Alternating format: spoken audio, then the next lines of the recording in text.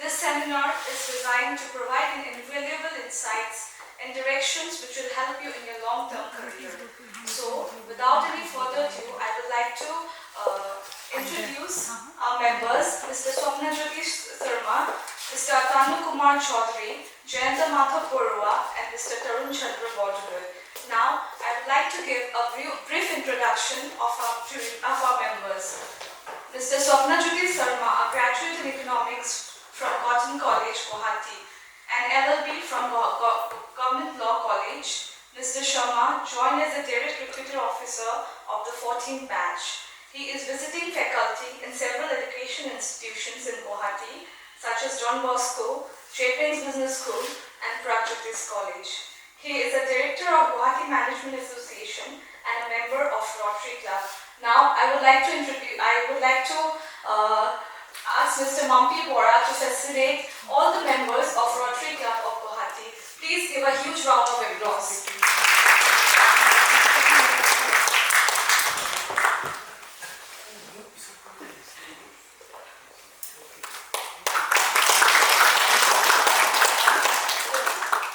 Mr. Atanu Kumar Chaudhary.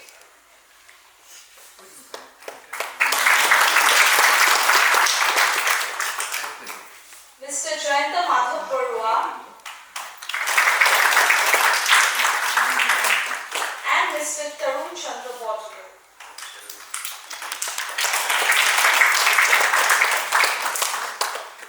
Mr. Jayanta Madhav Barua is a qualified mechanical engineer from Assam Engineering College, Gauhati, graduate in the year 1975. He started his career in the Eastwhile Assam All India Company Limited Big Boy. Way back in 1976, he held various senior management posts in Assam Oil Company Limited. Mr. Barua has subsequently switched over to Indian Oil Tanking as Senior Vice President in Corporation Limited in Oil Tanking GmbH. Mr. Barua also had good exposures to tea tasting and manufacturing in tea gardens owned by Angus Gillens and Company in Upper Assam in his initial years of his career.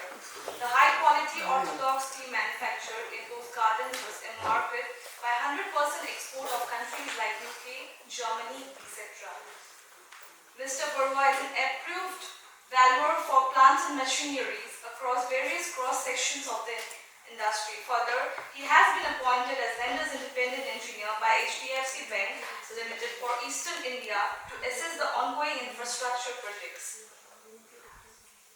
financed by the bank. He is a management advisor and a partner in I. Sharma and Associates, a consulting engineer firm and based out of Guwahati at present. I'm sorry if I missed out anything. Okay.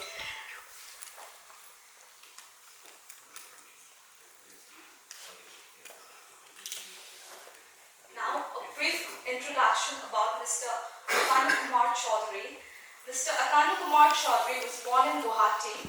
He joined as a lecturer in economics at Jettwings College in 1988, and after a service of 33 years and 5 months, he retired on June 21 as a vice principal and former of HOD economics of the same college.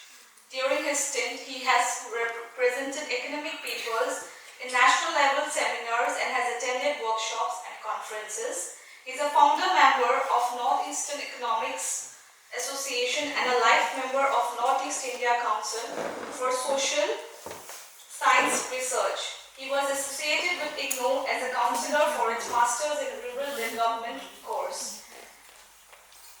He represents his college in Guwahati Sports Association and its vice president for the term 2024 to 26. He was a member of the Souvenir Subcommittee for the 33rd National Games 2007.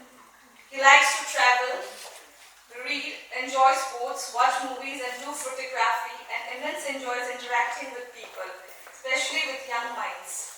He had written a farewell, received articles on sports, travel and socio-economic issues in local and social media. Thank you. Now, I would like to introduce Mr. Tarun Chandra Bodhar. Mr. Tarun Chandra Bodhar was born in the town of Jorhat. in his early school education in Jorhat and completed the higher secondary education from the Jorhat Government Higher Secondary School. Having decided on a career as engineer, he joined the Assam Engineering College, Guwahati. He graduated in electrical engineering in 1967 and promptly started his professional career with Siemens India Limited in Mumbai. However, destiny had different plans for him. Having been offered an opportunity, he decided to taste the warm waters in tea industry and joined Jardina Henderson Limited. Mr. Bordole is deeply passionate about the realm of technology at the age of 70, and since this zeal has driven him to pursue courses in computer science with particular reference to languages such as Python and R, offered by the world-renowned institutions such as MIT and Harvard University under the MOOC platform. Incidentally, he has been awarded as professional certificate in data science by the Harvard University under the above program in April 2020. So now I would like, without any further ado, I would like to call the principal of Jettwings Business School, Dr. Mampi Bora, to enlighten us with a few words.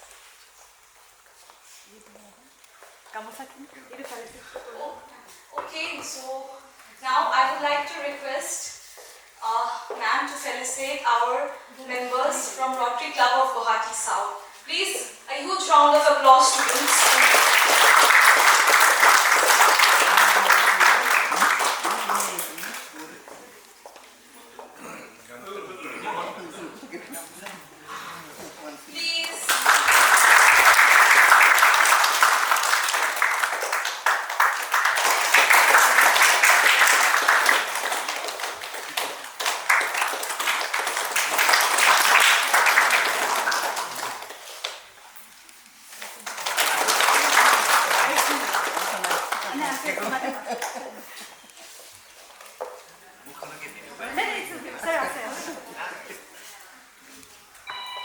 Why don't you take this? I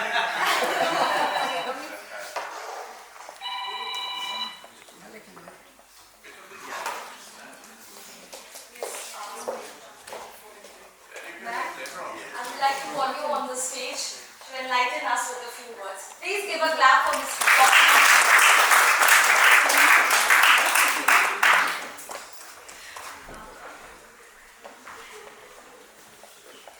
A very good morning to everyone.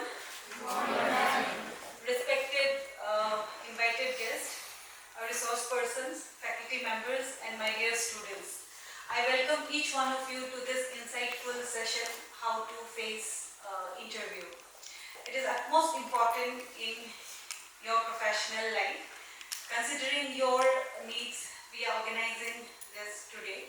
And thank you very much to the members of Rotary Club for helping us in organizing this insightful session today here in JDS.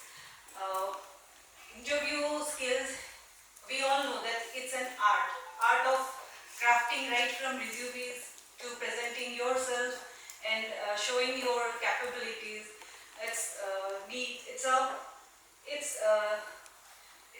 This is an opportunity for you all to enhance your skill. So be attentive, take full part, make this session interactive and interesting.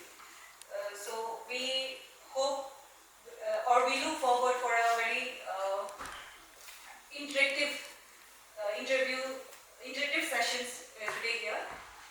Well, I would like to say a few words about Jettwings Business Schools. Students, everybody you know about it, but for our guests, I would like to mention that Jettwings Business School is a very new college. It's a professional institution which is affiliated under Guwahati University. It started in year 2018. The parent company of Jettwings Business School is Info Valley Education and Private Research Limited. It is started in year 2005 by Mr. Sanjay Aditya Singh, who is the chairman and CEO of this company, and Mrs. Varsha Aditya Singh, who is the managing director of this organization. Since inception till date, Jettwings has extended its branches branches in different parts of Northeast. So we have 2 centers in Shillong, one in Siliguri, one in Gangtok, 3 centers here in Gauhati. Now Jettwings is coming up with Jettwings Airways. So we are also very positive about it and hoping it will start very soon. So with this, I would like to conclude my speech here and request President of Rotary Club, Mr. Jettwings Sharma, to say a few words about the Rotary Club and about your organization. Thank you, sir.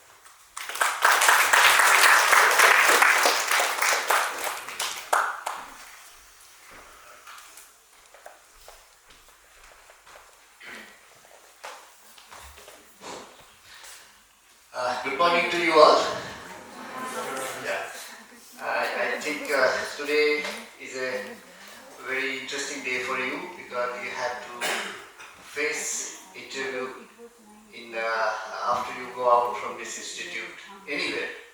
So our resource persons from Rotary Club of Guwahati South will teach you how to appear in interview. Many things, right from your how to write your CV, how to dress yourself, how to reply the questions of the interview board, like many things. So I think it will be very helpful and useful for you all. I look forward that similar kind of this program will help here in future. In fact, about Rotary, you know that Rotary is a very old organization in the world. It is almost 118 years old, and we have about 46,000 clubs all over the world. Our club is one of them.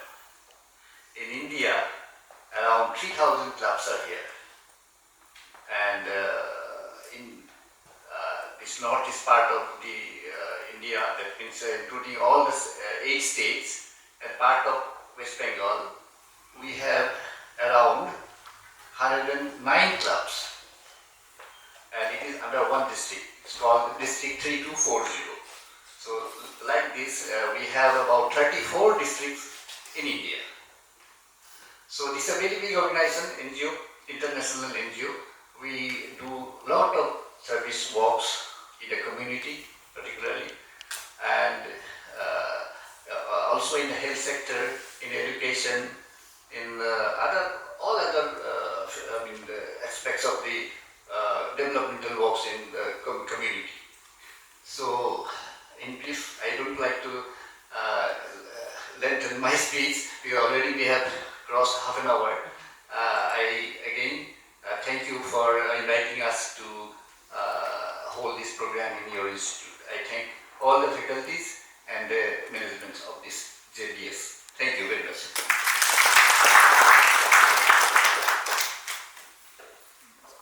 Thank you, sir. Now I would like to again request the principal of Jettwings Business School, Dr. Mampi Bora, to facilitate the other members of Rotary Club of Guwahati. Please give her a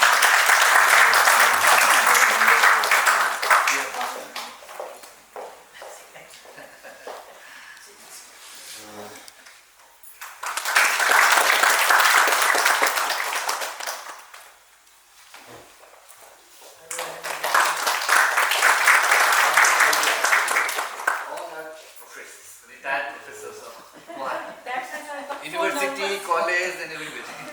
I think we can give our own introduction. Okay? Yes, one by I one. think say one by one. So, Gitu, you start. No, you use the self-introduction. How will she know? Self-introduction. You just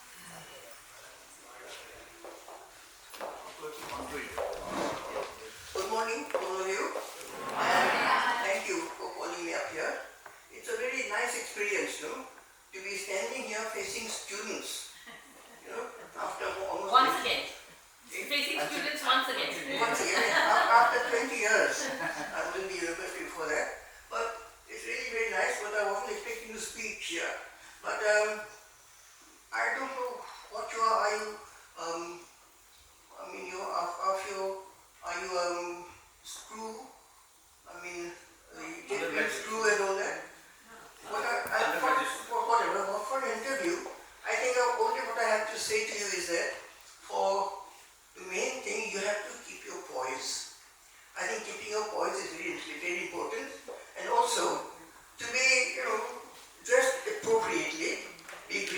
gracious, and answer humbly.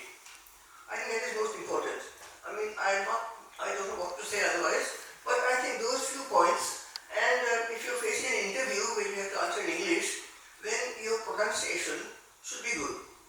No one expects it to be perfect. No one expects you to speak BBC English, but at least it should be understood, right? And try your best, and do not go beyond it. Don't make enunciation artificial. I find that many students do try.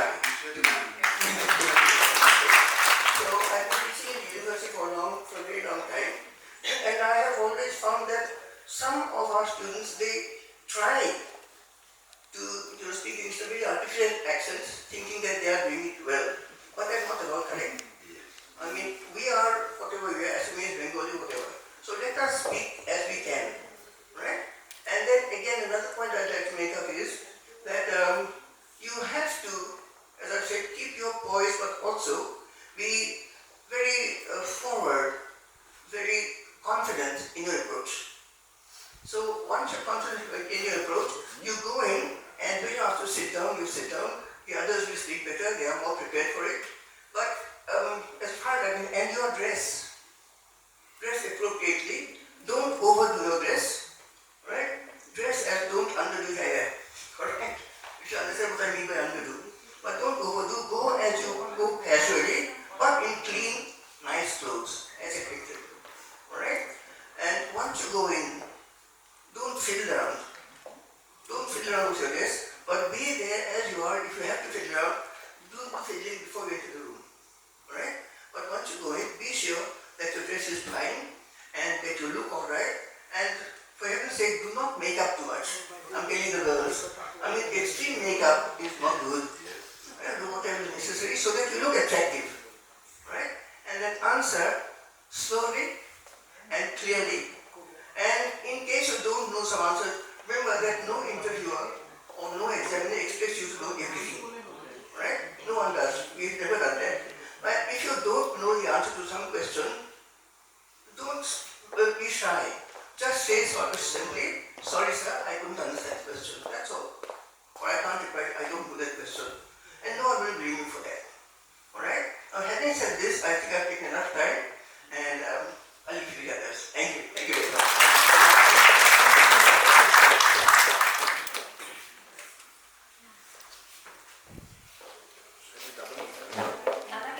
Just say your name and your Yes. Good morning.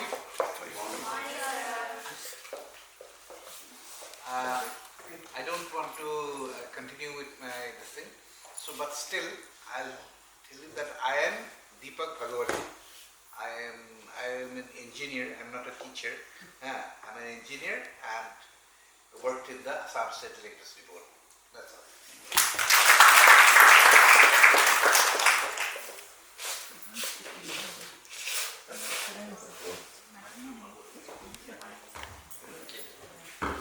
Good morning, everybody. I'll just say that I'm Anjushri Korwa. I'm a retired teacher, and students get ready for a very interesting session, please. An interesting session is going to start just now. Teacher, where you? Uh-huh. Where?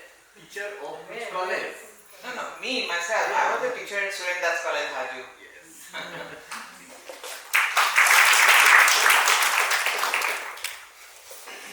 Thank you and very good morning to all of you.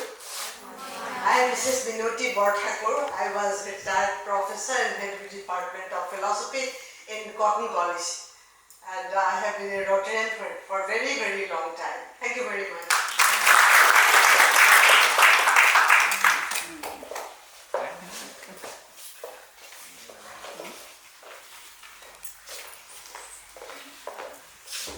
Good morning. I am Priyanka Swami and I retired as a professor and head of the Department of History, Guwahati University. I just want to tell you one thing. You are in for a very interesting sessions, not a session, many sessions, interesting sessions. Please ask questions, okay, and interact with our resource persons. They are excellent resource persons, I can tell you that.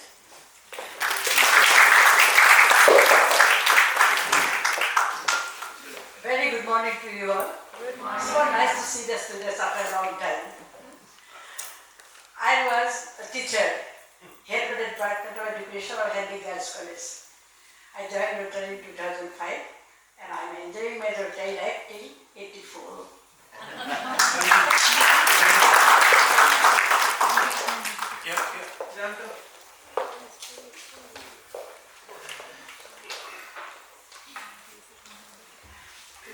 Hello, good morning everybody. I am Jettwings. I am a retired chief engineer from Guwahati department and joined in Rotary long back. And hope you will enjoy the session. Thank you.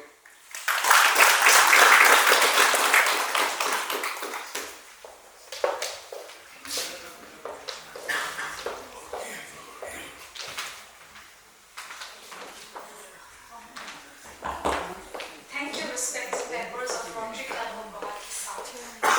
Now, without further ado, let's embark on this enlightening journey together and start our session. Now, let me start with my first slide. Fulfill your aspirations. All of you, that's why you are here today, isn't it? You didn't go to the university or pursue some other course. You have got a specific goal in your mind. But how do you fulfill your aspirations? There is no magic wand. Magic is hidden in the process. And you got to know the process. What it says? You have to learn the rules of the game, and then you have to play better than anyone else. Who was the great person who said this? Albert Einstein. He said that. You have understood, I think, what he said. You understood the rules of the game. You've got to play better than the others. A good academic accomplishment is certainly a commendable thing. No doubt about it. It's very commendable. But not good enough. Your high marks, high accomplishments alone doesn't get you what you are aspiring to. Planning is the key. A graduate from the university must not only be an expert at their subject in your domain and possess skills to work, but they should also have skills that make them ready to cooperate, negotiate, sell, work in teams. Have you understood? Anything you don't understand, raise your hand. Okay? Employability. Academic accomplishments, skill, ever taught you as a brand and its value. As I said, just because even here you can be trained, you got certificated, you got your certifications and everything, but still, are you employable? You have to ask this question. Employability is a totally different ballgame. Academic accomplishment, I told you, skill. I think we are in the right place. You have come here to acquire a skill, isn't it? Specific skill, which is key. And ever taught you as a brand and its value? You have to create a brand value by acquiring a particular skill. What you are trying to do? You are trying to acquire your value, brand value. So and so, Miss Lingdon, say. Miss Lingdon is known for this, so she is very good at that. Right? So everybody should know, you should try and create that brand. Bigger the brand is, more the people know about the brand, higher the chance of you accomplishing what you are trying to do.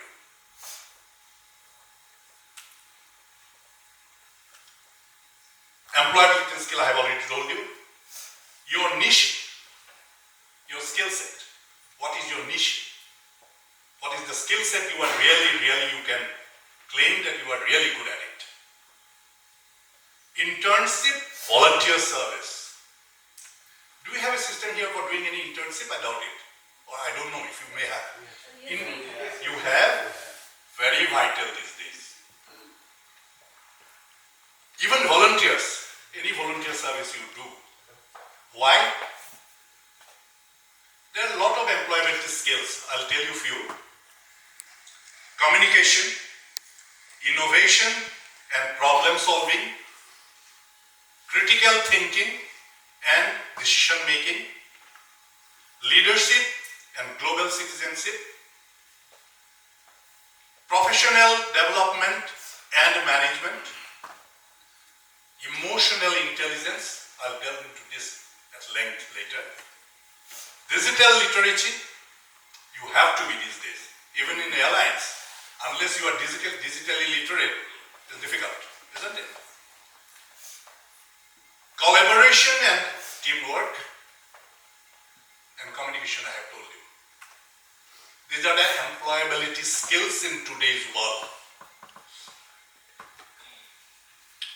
Why internship is critical? Provides valuable job experience. Again, it's a different ball game what you are in academic in colleges and institutes. When you go yourself out in the world, the real work-life experience is totally different. The kind of situations you'll be facing in every day of your life is totally different than what you are experiencing amongst your friends and faculty here. That internship provides you that opportunity to learn, to appreciate and understand. Provides exposure to the real world. Provides platform for critical networking connection. For example, you have joined Indigo today. While there, probably come across with some people, you want to switch to Air India. Maybe you want to go to join Lufthansa. This networking experience takes you long miles, right? Allows to learn more about yourself. What are your own personal, what you have, what you don't have, what you wish you had. Because when you will be interacting with people, you will know your issues. Knowing yourself, I'll come back to it, emotional intelligence. Powers your resume. When that experience in internship, you put it in your resume, said I worked here, I worked there, I did the job, you can power your resume. Gain a competitive edge. More you have the opportunity of doing the internships, you get a competitive. Suppose you have worked in 3 airlines. Nobody will ask you, nobody bother that, why you have shifted so much. You may be working Indigo, Air India, Air Asia. Tomorrow you might like to work in, say, for Emirates. Okay, they will say that, oh, this lady has got a lot of experience in the sector of the industry. So that makes you more powerful, your resume. Create and promote the brand you. As I told you, creating your brand. Social media is a very good tool these days. When we are younger at your age, we never heard about all this. We are learning now to teach you or to share with you. We are now hearing and learning about all this. But social media is a double-edged sword. Many people have got this habit of posting various things in the social media. But your character is profiled. Have you seen something then in the Facebook?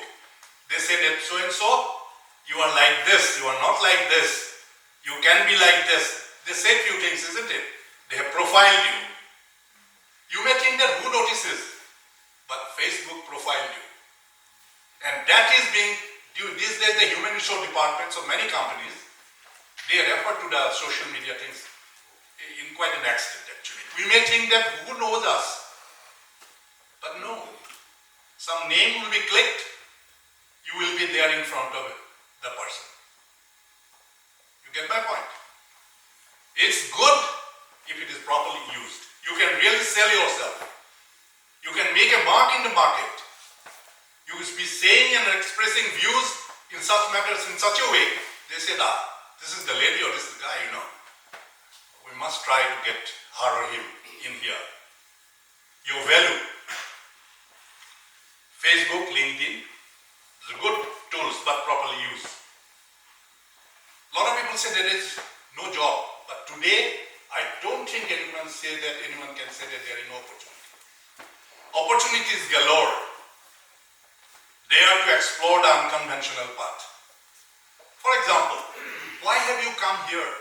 You could have also thought that, in the Shillong Secretariat, if I had got a job there, that would have been nice. Because everybody thinks like that, and you could have also followed the track. But you thought, no, I must go here and I want to explore the world. Right? So, they are to explore the unconventional path. Hunger for success. It is in everybody, by you enhance it. And bullseye, strike the right fit. That's why I say the key. Key is in your hand, there is no magic wand. What is IQ and what is EI or EQ? IQ, everybody knows, we all talk about IQ. IQ is a score of cognitive ability. Skills your brain uses to perform tasks, thinking, learning, reading, remembering, speaking, listening and paying attention. An 11-year-old boy, Yusuf Shah, his IQ score was 162. There is some major Mensa intelligence test, they call it. They measure it your IQ level. His performance beat those of physicists like Stephen Hawking and Albert Einstein. His IQ was higher than them, who were both estimated to have IQs of around 160. Highest theoretical score is 200. Above average is 110. Anybody above average is good. But what Albert Einstein said again, the true sign of intelligence is not knowledge, but imagination. Is that clear? This is what I want to be. You have learned everything. You know, Indigo or Air India is not the airline. By equipping yourself with these skills, there may be some other opportunities that you would like to explore. But you need imagination. Right? Studies suggest that emotional intelligence is one of the most highly valued core skills in the world of work. In a rapidly changing world, employees are increasingly required to deal constructively with changes and uncertainty, demonstrate a positive disposition to challenges, and maintain motivation despite setbacks. This is very important. You cannot move ahead without any setback. There will be bound to be setbacks. I don't think anybody is as fortunate that you never had a setback in life. But you must have that motivation to, come back. Resilience, patience, adaptability, and self-awareness are key qualities that learners need to develop in order to survive and thrive in the current and future careers. Clear? What is emotional intelligence and how important it is? As I said, most highly valued core skills. Level of EI separates wheat from the chaff, winners and losers. 71% of employers, these are not my figures, these are well-researched findings. 71% of employers value emotional intelligence in an employee over IQ. I told you about the IQ.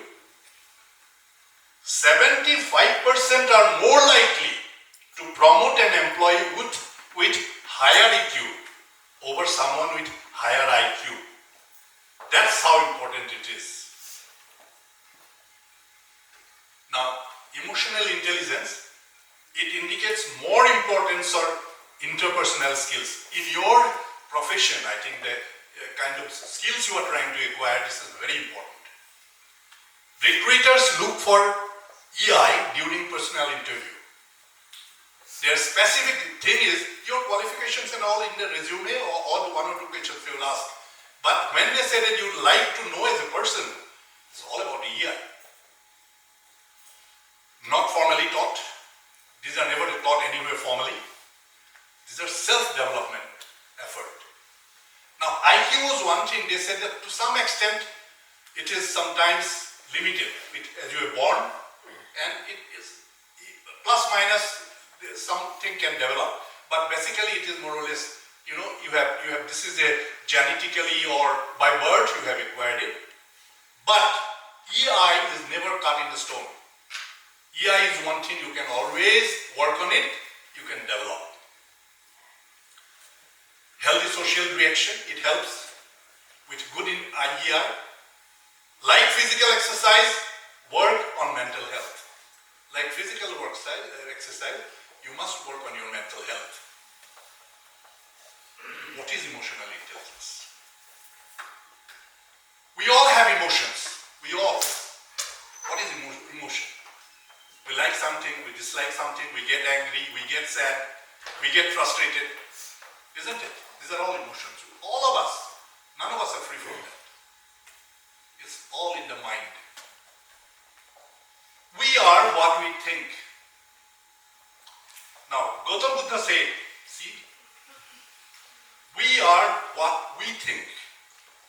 All that we are arises with our thoughts. With our thoughts, we make the world. This is what Gautam Buddha said. Now, situations trigger stimulus. A particular situation triggers a stimulus. Stimulus activates emotions. Emotions prompt response and reaction.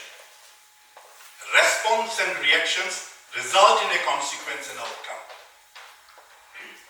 We are responsible for what we make of ourselves. Do you understand? It all started with stimulus. Something you don't like. Something around you don't like. Immediately you get irritated. Then you start behaving in a funny manner. For no reason. Then you may probably upset people. Or a good work you are doing may get derailed. Because that stimulus created in you. So, we have to be very careful. This is about how you manage your emotions. That's why, at the end of the day, we are responsible for what we are and what we have achieved or not achieved in life. We cannot blame others. Now, what is this emotional intelligence? There are 5 components. Self-awareness, self-regulation, motivation, empathy, social skills. What is self-awareness? How many of us we really know about ourselves? What we are, what we have, what we don't have. How many of us we have ever looked within us? I don't think I have looked within me that much. My subsequent speakers will also say about how you should do a self-analysis. But knowing yourself, your strengths, weaknesses, what irritates you, what frustrates you, what makes you sad, what makes you happy, what motivates you, you must know all about you. Because then only you will know what triggers your actions. Because knowing yourself One is self-awareness, self-regulation. Once you know, you can regulate. Suppose you are going out somewhere, you are anticipating that this might happen in the particular meeting, and you know all the possible things. Then you will be mentally prepared and you know at what point you will have to regulate yourself. Yesterday I was listening to one of the interviews of Jaishankar, our famous external affairs minister. He was asked, he said, "Sir, how do you respond to a particular question when it really irritates you?" He said, "I am a seasoned diplomat. I've been trained to be a diplomat. And before I go to the meeting, I know the issues that which might come up. So when they start speaking, when the next question comes up, I am prepared for it." And he said, that's how I respond to the next question. Motivation. What does motivate you? Now you have come here. What is motivating you? You probably thinking, you are seeing people, I want to be a airline's cabin crew. Why do you want to be a cabin crew? Because you have the opportunity of moving around all over the place. Is it right? So something is motivating you to be here. Otherwise also some places, when a person is studying right from school, 11, 12, he aims at, because he has seen, I want to crack UPSC. His motivation is, you want to crack UPSC. He prepares. The other person, he said, I want to be rich. No matter what, I want to be rich. So he probably will think, oh, everybody is talking about that job is there, I can make a lot of money. That's also a motivation, but that's not a positive motivation. What you say that you want to be a airline's cabin crew, you want to crack UPSC, you want a lot of money, but not making money underhand. You want to be a big-time entrepreneur. That's a good motivation. Very good motivation in today's context. If you want to be an entrepreneur. Now that is motivation, empathy. Empathy, whether it is personal life or work life, is very important. You know empathy, what it is empathy?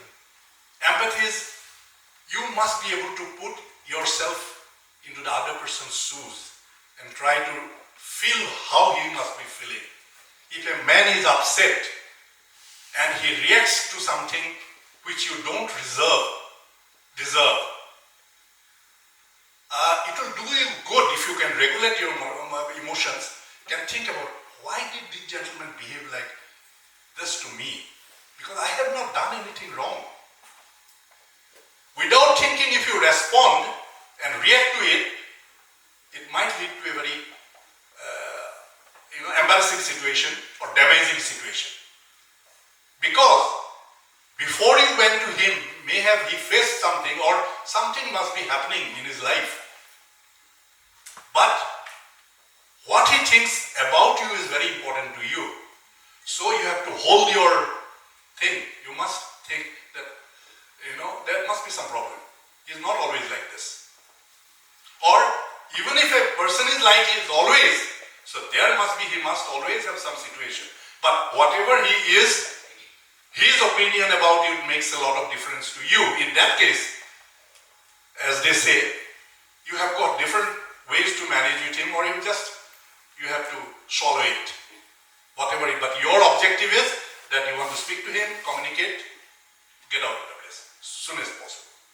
Without, from your side, doing something unwanted. Social skills, all know. You want to be someone who everybody wants to be around. There are situations among your friends. There are some persons, when he comes, you say that, oh, how nice he is here. Hey, come, let's have a chat. The other guy comes, oh hell, sooner he goes, better it is. I don't know how long he will be staying here. Because you don't want to be with him for long, because his abhorrent, you know. You don't like to be with him. It is really unbearable, unpleasant. So, social skills is one that you should try be somebody that everybody wants to be around you. Everybody likes you. Whether it is the workplace, your family, personal life, right? People with high EQ make better decisions and solve problems, obvious from what I said. Keep cool under pressure. Resolve conflicts with airline, with the guys you are going there now. There will be a lot of conflicts in any way you have to handle. Have greater empathy. You need a lot of empathy. And I'm happy that I'm speaking to you today because it is so much applicable to you and you will be facing all these situations. Listen, reflect, and respond to constructive criticism. When I said that, no, you're not right, this is where is the problem. You should not have the attitude said, how can I be wrong? I'm always right. That's a problem situation. Relevance of EQ in the process starts with research for an opportunity, what you are looking for, because you will have to know yourself. And when you look for an opportunity, you will be able to relate whether you are cut out for that position. CV preparation is like a brochure. You are preparing a brochure of yourself. So you have to be intelligent. This is the kind of a job. This is the organization. So to fit yourself into that role, you will, design your resume accordingly. I'm not talking about design today. I have stopped talking about it because there are millions of templates available in the websites.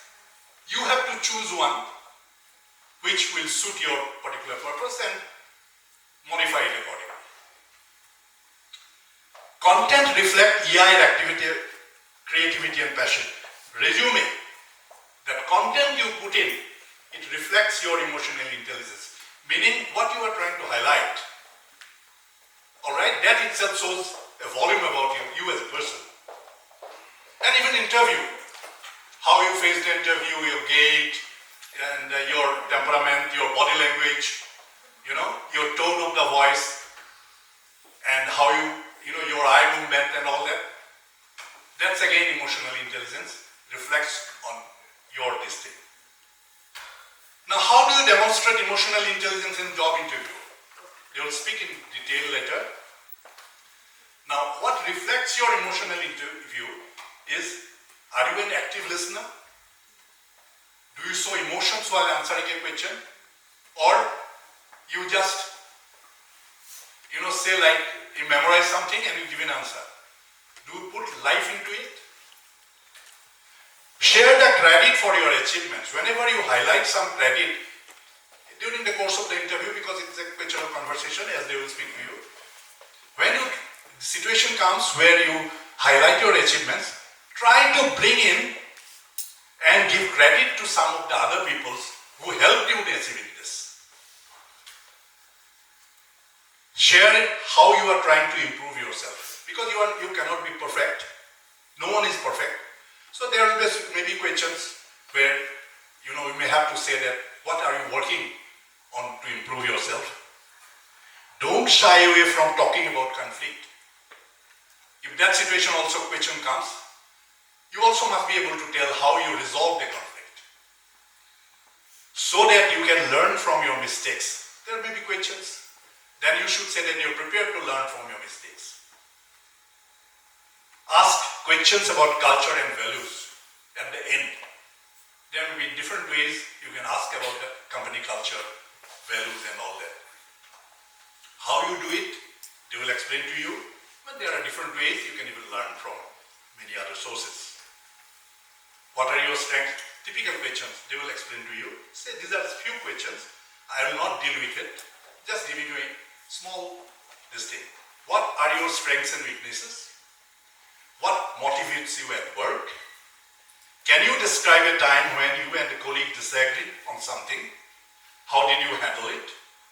Tell me about a mistake you made at work.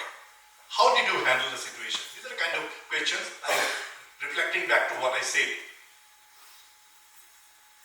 Nails on the fence, I have told you the story. Emotional intelligence plays a very significant role in success of our personal relationship, professional and career path. This is Daniel Goleman, is known to be the guru of emotional intelligence. This concept is not very old, maybe 20 odd years. He said the greatest intelligence is the ability to recognize and understand your own emotions, self-awareness, which I have spoken about. You are not at the mercy of your emotions. Your brain creates them. Practice emotional hygiene. One of the girls, the other previous session asked me at the end, "Sir, what do you mean by emotional hygiene?" Emotional hygiene is, what is hygiene? To keeping something places clean, neat and all that, isn't it? Emotional hygiene is try to discard your practice, mind game, mind management, your negative thoughts, ugly thoughts. You get rid of it. Try to enhance your positive energy. That is emotional hygiene. Any questions you have? Anything that did not make any sense to you or not clear to you? Or you did not understand anything to put a question? It got to be one. Alright, I guess you understood and you have absorbed everything so well, it will do a lot of good to you. I'm so happy. Good luck and thank you. Wish you all the very best. Way forward in your life and I'm sure you'll be very successful. Thank you very much. Have a great day. Before you go for an interview, one is to prepare. Today I will talk about how to prepare for an interview. Other aspects have been very widely covered by Mr. Sohanjoti. So please consider on this. This is very important. Unless you are prepared, you can never be successful.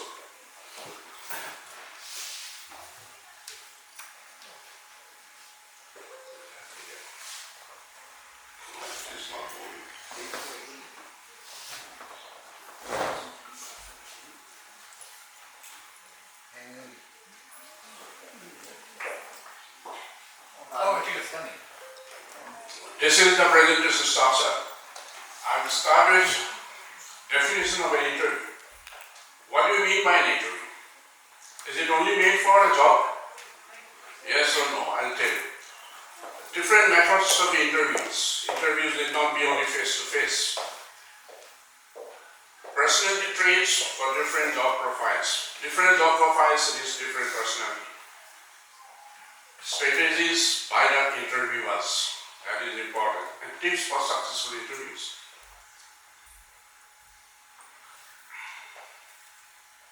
Definition of an interview.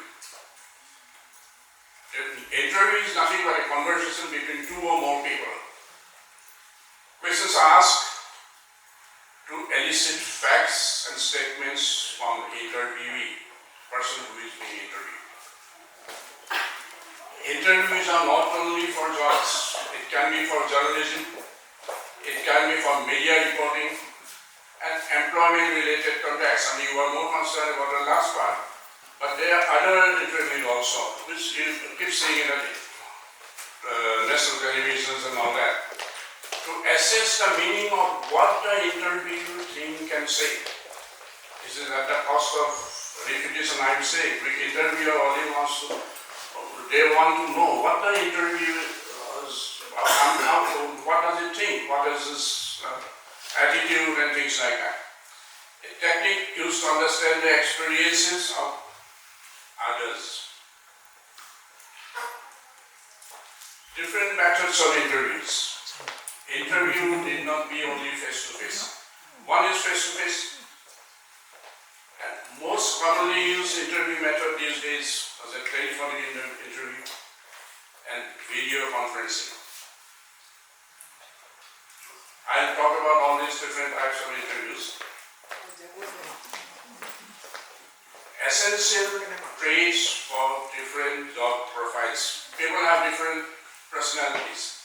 What type of personality suits what type of jobs? As Shabanjoli has said, one must assess himself or herself. What you are good at, what type of personality you are. There are some people who are dominant. Dominant people are hardworking and objective driven. They work with a high level of energy and objective driven, ideally suited for future senior positions. These people, sometimes they come across a lot of hurdles at the initial stage of their career. Even I have come across many hurdles at the initial stage of my own career because I have that kind of trait, expressive. People, they're expressive, they can express themselves. This is a great trait for salesperson or PR people actually, personal relationships. Marketing persons, business trainers. There are some people who are introverts. They don't talk much. They cannot express themselves. It is not a weakness, but some knowledgeable people also talk less. Exactly opposite to the expressive personality. They are analytical type. They think before they say something. They are not driven by emotions, but by facts and data, careful deliberation, suited for strategic business leaders and corporate planning jobs as well as research and development jobs. So that is not a weakness, introvert, but it's better to be expressive. Relational. Some people have very good relationships. They are expressive people. They are very friendly outwardly. They are easygoing. Sometimes go with the flow. They don't create controversies normally. They are also good for PR jobs, and sales jobs, marketing jobs. But now we should know what are the strategies that are adopted by the interviewers. As a matter of thumb rule, they use the principle, this trick, the 12, 12, 12. An interviewer judges you 12 feet away, moment you enter the interview room. Interviewers are here, you are entering from this side. They start judging you right from the moment you enter. 12 inches away, when you sit across the table, they will start judging you. They will look at your face, they will look at your personality, they will look at your body language and things like that. And first 12 words you speak. It may not necessarily be 12, it may be 20, it may be 10. They will judge you. An expert interviewer makes a judgment and the first impression itself. And that happens with experience. Typical interview questions that was covered, but at the cost of repetition also, I am telling you this. Why do you want to leave your present job? If you are already working, they will ask you, why do you want to leave? Never say anything negative about your past employer. Even if you didn't like something about it, don't say it. Be diplomatic. Before going to an interview, it's very essential to know about the organization where you have applied. So it's quite natural for them to ask you, what do you know about our organization? If you say nothing, that is not a good answer. What was the last book you have read? This answer you should give very carefully. If you mention the name of the book, you must know what is there inside. Without reading, they never say anything. So be prepared for this. Because they start asking about the book in details. They may not. But an interviewer like me will ask many questions about the book because I'm a voracious reader. So this kind of things you should be prepared. Why do you want to work here? Once you study the profile of the company, you know the strengths and weaknesses weaknesses of the company, strengths mostly. They highlight it more. So you should be mentally prepared to say, why do you want to work there? Why should I hire you? That is where comes the question of self-analysis.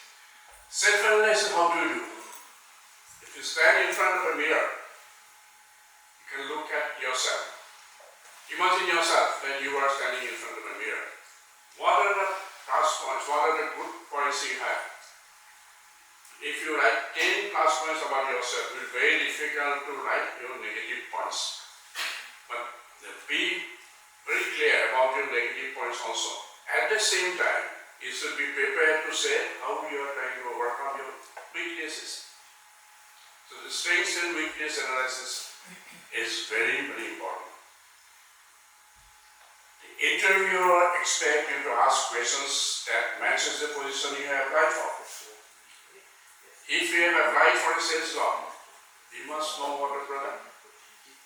And this is very, very easy nowadays with the day of internet. Everything is available. Unless you devote some time for that, it will be difficult for you to answer this.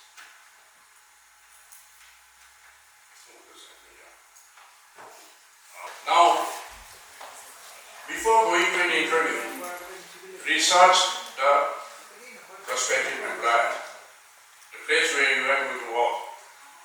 Find out what the job responsibilities are. And find out and record where, when, and with whom you will be interviewed. It's very difficult to find out. But first two things of points which I have said is very easy, actually you can find out from Google and all that. Prepare a resume professionally. So as Mr. Border has already said, resume preparation, there are so many means nowadays, it's not a problem at all. You can make a personal resume. Why spend time finding out about the employer job? Your goal is to show the employer why you are the best person for the job.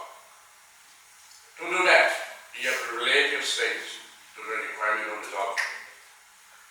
Relate your strengths and experiences to the job. Sorry. First impression.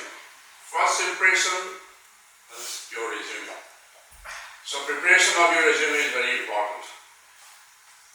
Your application, same thing. Your dress and appearances. Some people may think that, oh, how does it make a difference? I can go casually. You can go casually, but you have to wear smart casuals. Don't be too formal. At the same time, you should wear smart casuals. Your body language. Body language is such a vast subject. While talking, your hand movements should be forward. You should never be like this. If a person talks like this, then he is a person who doesn't listen to others. It is non-expressive type. You see how people like Mukesh Ambani, even Narendra Modi speaks. And movement is always this way. There are special courses for that, but you read books and in Google you find many such informations. Now start with face-to-face interview. Dirty dozen interview faces. You say you can do the job, but interviewer will say, prove it. That is that's a moment when you have to maybe make a story based on your experience. Don't go to too much of an imaginary world. Suppose you say, I am a born leader. How do you say this? Sir, I was a school captain, or I was a maybe football captain, something like that. Then what happened during your tenure? That you should be able to say. So the interviewer gets convinced that you are a genuine person. What you are saying, you mean it. Prove that you can do the job. Same thing. Employers want concrete examples. So you have to prepare yourself accordingly. Identify your skills. Adaptive, transferable, and job related. Adaptive means whether you can adapt to a new situation, new job environment. Here I am narrating a story of myself. After having spent 20 years in all sector, I applied for a job in Reliance. And Reliance Telecom, that time they wanted to start a telecom services in Northeast. Without my expectation, I got a call from Bombay. I was called by the HR. Hey, first question he asked about my job experience and all that, but it is nothing to do with telecom. I've never worked in telecom sector, but they asked me, what do you know about mobile telephones? And that was way back in 1997. I was little, unprepared for. I said, I know nothing. He gave a big smile. I said, yes, this is the type of person we want to head the telecom services in Northeast. Rightly so, I was selected. He gave me a job, and later on what he said, his name was Susil Khurana, he expired. He was telling me, Mr. Barwa, the moment you said you know nothing, I could guess that you are eager to know a lot. Your mind is open. So these are the small things, they catch. He is a very experienced HR person. He was presently good story, as I've said. Use data, numbers, volumes, percentages. Emphasize results. So they want to know, employer wants to know whether you are a result-oriented person or not. Link up what you are good at to say how you can help the employer in this job. So these things you must prepare beforehand. Your attitude. Attitude is something which is very, very important. You may be very brilliant academically, but if you do not have a proper attitude, you can never be successful in your life. Have a ready smile. Looking at the face on the interviewer knows what type of personality you have. If you're grumpy, people will never like it. The smile is a must. Never say anything negative about your past employer, which I have already said. That only speaks for your attitude again. Display a cool and relaxed appearance. Your appearance, yes, it matters a lot. Somebody has mentioned about meditation. I was talking to this sector. Meditation is a very big tool. Act confident, even if you are not. Act as one emanating confidence. Looking at your face only, they know how confident you are. Your body language should be accurate. You should be making a positive impact during the interview. Interviewer must be very impressed with your body language. Sitting posture is also very important. Sit straight, not like this. Look straight, never look down like this. It only speaks for your confidence. So those things are very important. And when you are talking in a group, 4 or 5 people are sitting across you. One person is asking you a question, but while answering, you have a glance at other people also, so that other people do not feel neglect. Your attitude, as I said, remember you have nothing to lose. And go with that mindset. If you go with a lot of desperateness, what happens? While sitting in the interview, the same, you will get nervous. I need it. If I don't get it, what will happen? Never have that mindset. Even if you don't get what happens. Although you need it desperately, never show your desperateness. Never show your desperateness. That's what I'm saying. You can pose for a while, even if you know the answer well. If you are over-prepared, then also interviewer is not impressed. So, give a pose before you answer. Let them have an impression that you are thinking. Your communication should be clear, even if there is some grammatical mistake. What is there? English is not your mother tongue. Make mistakes. But you should be able to explain. Now, telephonic interview. This is a very common thing nowadays. First and foremost thing, they will like to talk to the candidate over phone. It's a tool for a recruiter to assess whether you are a serious applicant for a job or not. They don't see you. Maybe they are sitting 1,000 miles away from you, but they're talking to you. So questions are more likely to focus on your general competences and skills. Your aim is to try to show your enthusiasm and commitment in a short conversation. But over telephone, they don't see your face. The recruiter will be particularly interested in how courteous you are on phone and your voice quality. Voice quality is also important. It should not be very loud, it should not be very low. It should be moderate. It should be courteous. Be prepared. It is normal to get nervous before a telephonic interview also. Read the job description carefully and think about how you match the selection criteria. Be prepared for questions such as, tell me about yourself and what interests you more in this job. This was mentioned by my previous speaker already.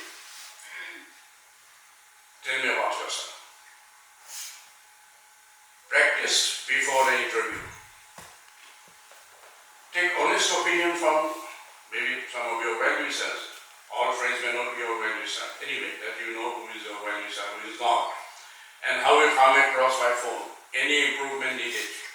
Take feedback. Because they will judge you from your voice itself. Record your voice. Identify your problems, such as speaking too quietly or too quickly. Control your environment. This is another very important thing. Again, you may laugh at this statement. Say you dress up formally before a telephonic interview. You will be surprised. Why do I need to dress up formally before a telephonic interview? They don't even see me. But that is a must. If you dress up formally, that gives you confidence. I could have come in a chapel today to give a speech, but that would not have given me so much of confidence to talk in front of you. Where I am coming in from this, that is giving me confidence. So these things are important. You should sit to next to a table, a desk, with your notes. Keep a pen and a pad ready.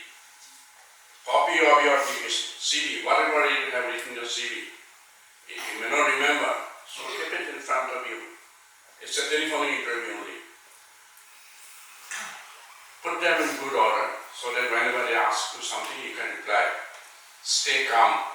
Take deep breaths before you make the call or before you receive the call, so that your mind is calm. Before you dial, take a couple of deep breaths. That's what I'm saying. Smile. You may be laughing. Why do I need to smile? Who can see me? But if you are in a smiling mood, your voice itself says that. Interview and then can make out.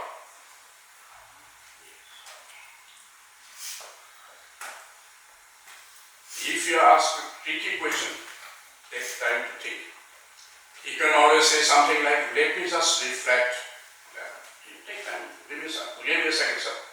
I'll get back. Pauses are okay. Just in any interview, you could hear or if you can't hear, you can say, please, can you repeat the question? They won't mind that. Be professional. When you answer the phone, be very professional. Start with good morning or good afternoon, depending on the time. Or Mr. or Mrs. or Sir, Madam, on that. Unless they tell you to ask you to call them by first name. During our time when I started my career in our company, in those days everybody used to be in first name terms. We never used to say anybody sir. There was no sir culture. Except the top man. Everybody used to be in first name terms. That was the culture, depending on the organization. Be enthusiastic but polite. Do not be over familiar and don't start chatting as if you are talking to a friend. Remember to listen carefully and try to be precise. Remember, this is only a preliminary round. Telephonic interview is nothing but a preliminary round. Most of the cases. And in fact, they never require over telephonic interview. You followed by another interviews. Do ask questions at the end, but this is not the time for a discussion on your salary, training, start dates, and all these things. That comes later. Take notes. If you can jot down notes during the interview and write down what you can remember about the questions, that will help you in the second interview. Do not be laid back. Sit up straight, as it will help you feel and stand more confident than ever. Lots of background noise. Never answer to a telephonic follow-up. Send a thank you note. Call back in a few weeks. Don't call back the next day. A few weeks time, call back. If they don't respond to you, get a second interview. Your aim will be to get a second interview. You know that there's not one interview. Do not give up. This is the beginning of your journey only. It takes time and persistence to reach your goal. We have reached this stage in life after many years of experience, 45 years of experience in industry. It doesn't come overnight. Consider every interview is a learning experience. From every interview, you learn a lot. Please remember, journey of 1,000 miles starts with one step. You are about to start your long journey. This goes for all of you. Wishing you all the best, and now the forum is open for questions. Would you like to ask me any questions? You can ask me in SMS. I'm fluent in SMS. You can ask me in English. I'd like to have some questions. Sir, Yes. so I'm Polanjati Bora. Yeah. I'm asking this question on behalf of the students, sir. Yeah. So how to face failure? Because the early, like they are fresher and they're going for the interview for the first time. And it's happened like maximum of them used to get rejected because of many reasons. So my question is, sir, how to face a rejection and to use it for further? Every failure is a learning experience. You learn through mistakes. You learn through failures. You see, you may fail once, you may fail twice, you may fail thrice. You cannot fail every time. If you take it as a learning experience, I always put it that way. I've never been successful in my first attempt in various trials. In fact, I was supposed to become a doctor. Last moment it was decided I should go for engineering. Two different directions. I'm happy doing whatever I'm doing. You know, that's all. So failure is not permanent. This is just a passing phase. You take it that way. Learn from your failures. Yeah, that's an interesting question. Thank you. Any more? I'd like to have some more questions. Sir, Yeah. how do we act or behave ourselves so that the recruiter will like us on our first expression? Can you say it again? How can we behave or act so that the recruiter will like us in our first impression? Yeah. How to create the first impression?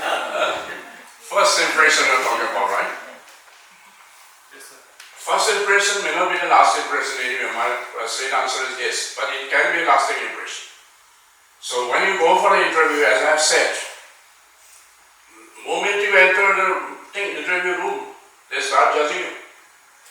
Everybody will look at you. There are some in the board, there are 4 or 5 people, maybe 3 or 4. One of them will not speak. They will only observe. They will only observe your body movements, your confidence level, how do you walk, how do you demonstrate, how do you greet the people. These are the important things, you know. First impression is created there itself, but that may not be a lasting impression. During the course of the interview, you get changed. I think it helps. Good explanation Mr. Borwa has given. A doctor told me, very good doctor. He said, you know, I diagnose the patient when he or she walks in. About 60% of my diagnosis is done. Absolutely. I watch from the door, the patient. He's a very good doctor. So that's what happens. Yeah, anything else from this side? I hope I could make you understand. Thank you very, very much for your presence.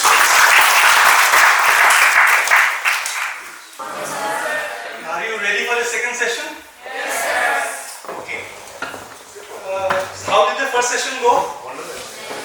Wonderful. Give a big round of applause for the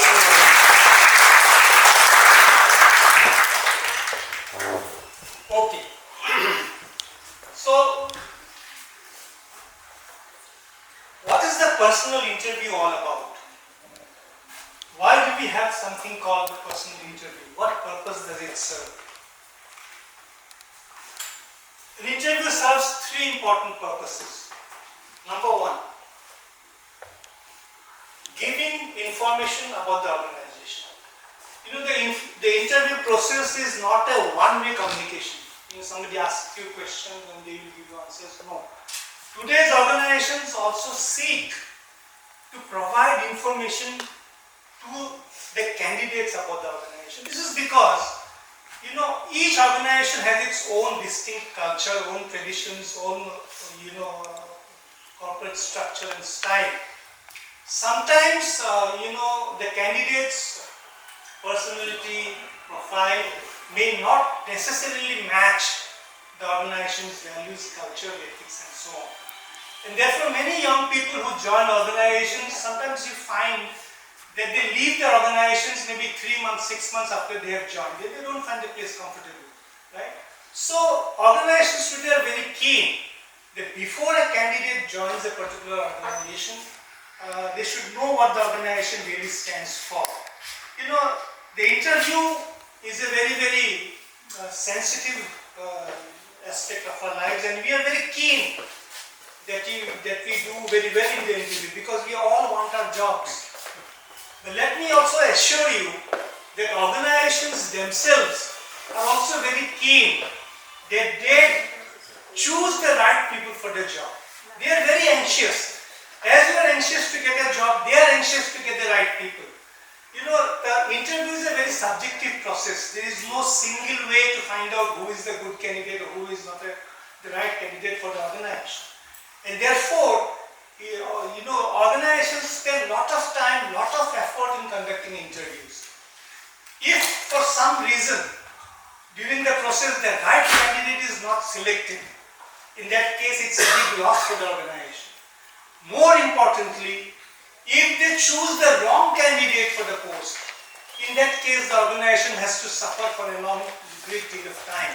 And therefore, they want to make the interview process a two-way communication where there is a flow of information. You understand the organization and the organization understands you. The second obviously is to get relevant information about the candidate himself or herself. What information? We will come to that later. And finally, the interview is also a place which gives you a level playing field. Otherwise, selections for jobs would have been made only on the basis of the university marks that you got or in the written tests that our organizations conduct. But they feel that in addition to this, let us give candidates an opportunity to express themselves. Right? So, okay, when you have a university marks or the written test, you pass a certain barrier, right? You are in a level of acceptance. But what further can we know about the organization, about the candidate, which will convince us that yes, he or she is the right person for the job.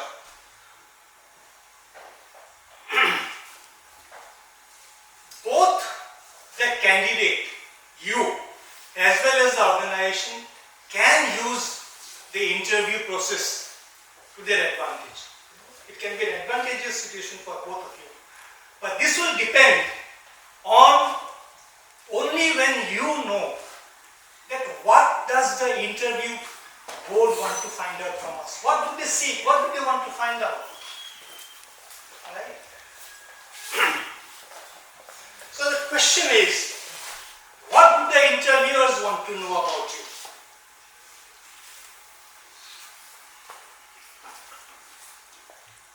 Interviewers seek to find out these things. Number one, how much you know about yourself. Self-awareness, understanding yourself. Right?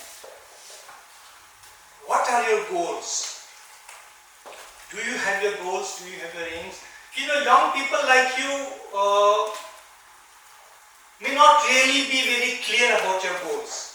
If you know your goals, fine. If you are still in a state of confusion about your goals, don't worry too much about this. Right?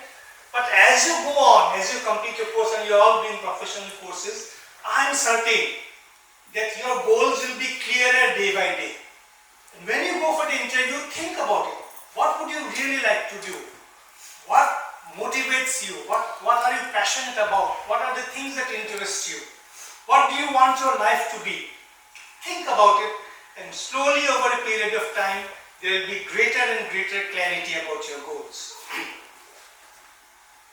Second, having your goals are fine, but do you relate to your goals? Which means, are you working towards achieving your goals? Having dreams, having big hopes, aspirations, fine. But if you sit tight and do nothing about this, you'll never achieve your goals, right? So are you working towards your goals? And the fourth issue which organizations want to find out is whether you fit into the organization. Now, fitting in is something very difficult to describe.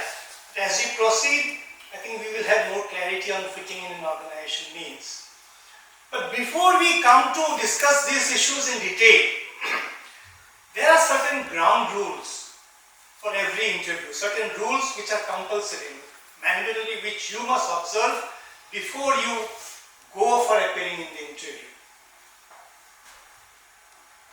For some reason this is not clear. Okay. But rule number one is know the organization. You know, when you go to appear in an interview, whichever organization's interview you're attending, try to have as much information about that organization as possible. You know, if you go for an interview and they ask you anything about the organization and you are not aware, this is an unpardonable sin. No interview board member likes to find a candidate here, he or she has come very casual, doesn't know about our organization. Right? So be prepared, know everything that is available about the organization before you appear. What you should know, not the deep secrets or everything that is internal, no. But whatever is available in the public domain, right, in their websites, or in their brochures, or in the social media, or in the newspapers, news come out about this organization. So whatever information is publicly available, at least you must be aware of that. The second rule is know the position that you are applying for. Every job will have its own demands, own challenges. You will not have much of work experience, fine, you are youngsters, freshers. But at least you must have an inkling, some idea that okay, if I am applying for this post, these are possibly going to be my responsibilities. And with these responsibilities, these are the possible challenges that I will have to face. And if these challenges come up, am I prepared to face these challenges? Right? So understand the organization, know the organization, know the position. The third rule is do not view the interview process as a question and answer session. Don't feel that I'll go to the interview, they'll ask me some questions and I have to correctly answer the questions, and if my answers are correct, I'll get the job. It doesn't happen like that. It's not a written test, it's not an oral test. It's a conversation. You know, when somebody asks you a question, or it's part of the conversation. So when you reply to a question that is asked to you, think about, conversing, talking to to someone. Conversing means you give your reply in 3 or 4 short sentences. Right? Do not say one line or one word and sit down and wait for the next question to come. But answer a question, 3-4 short sentences, not very long sentences, and then you give a short pause. Why the pause? Maybe then the next question will come. If the next question doesn't come, then you can still continue. You can extend your answer. Right? So try to have a conversation with the interview board. This also happens because, as I said, appearing in an interview is difficult, but conducting an interview is also equally difficult. And therefore what happens is, when an interview takes place and they ask you a question and you give a reply, in many cases or in most of the cases, the subsequent questions will follow from the answer that you have given. Right? So you must be mentally prepared. Okay, they may ask this question and this is what I will reply. And once I reply this, there is a possibility that the subsequent question will be something like this. So you are one step, a few microseconds ahead. So you can be prepared. Okay, this question comes. So when the second question comes, this will be my reply. Right? So you induce the interview board members to ask questions. Once you are able to do this, the entire interview process will be in your control. You will be able to drive the interview. Right? So this is something that you have to be very careful about.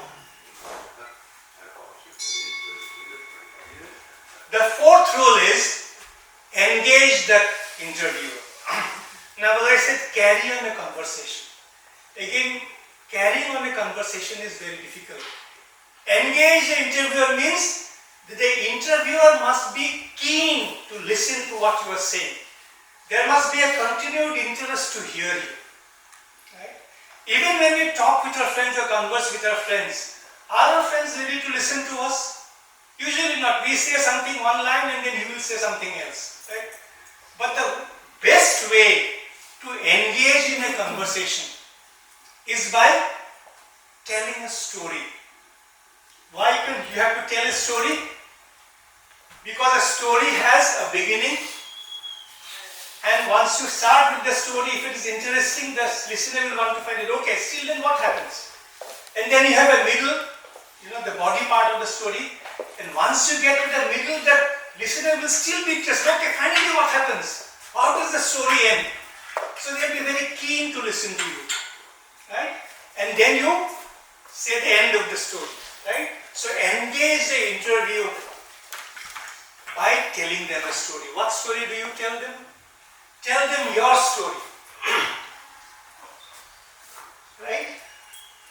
Your story has to have a very good beginning, a riveting middle, so it keeps them engaged, interested, and finally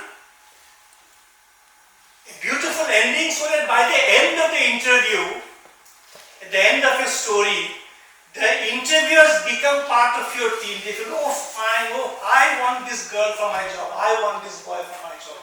He is now keen to give you the job of the organization. Right? So what kind of story do you tell them?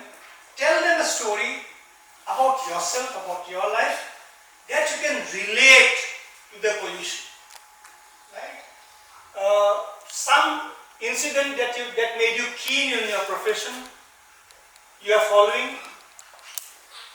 Some story relating to your academic training, skills, experiences, and your passion for the subject or industry that you specialize in. Anything that you know, any experience that you have, your internships, your educational training, your interest, your passion, right? And the organization's needs and demands. Is there a connect? Tell any story which can bring about a connection between you and the organization. Any extraordinary assignment you have undertaken, any complex problems that you have worked on, any unique experiences that you have had. It need not necessarily relate directly to your profession, right? It can be a personal incident also. But can you draw parallels from your personal experiences to the challenges that you are likely to face? Any experience, any social activity internships that you do must be a learning experience for you. You must have learned and you must have gained in confidence. That is what experience, that is what exposure teaches us. Share instances which are verifiable. Do not say things like, sir, I am very, very hardworking. You know, whether you are hardworking will come out in your story. Right? If the interviewer wants to check out on you, he should be able to do that. Do not seek sympathy. Do not tell a sob story. Do not make an emotional pitch. Sir, I come from a small village in this interior part. I come from a lower middle class family. During my school days, I did not have enough money, so I did tuitions and I started my education. This may be true, right? But do not try to attract sympathy, right? If as part of your story these things comes out, fine. But say everything with confidence. Even if you come from a small village, do not say I come from a small village. Say I come from a village where in every household there are beautiful, rose gardens in each and every house.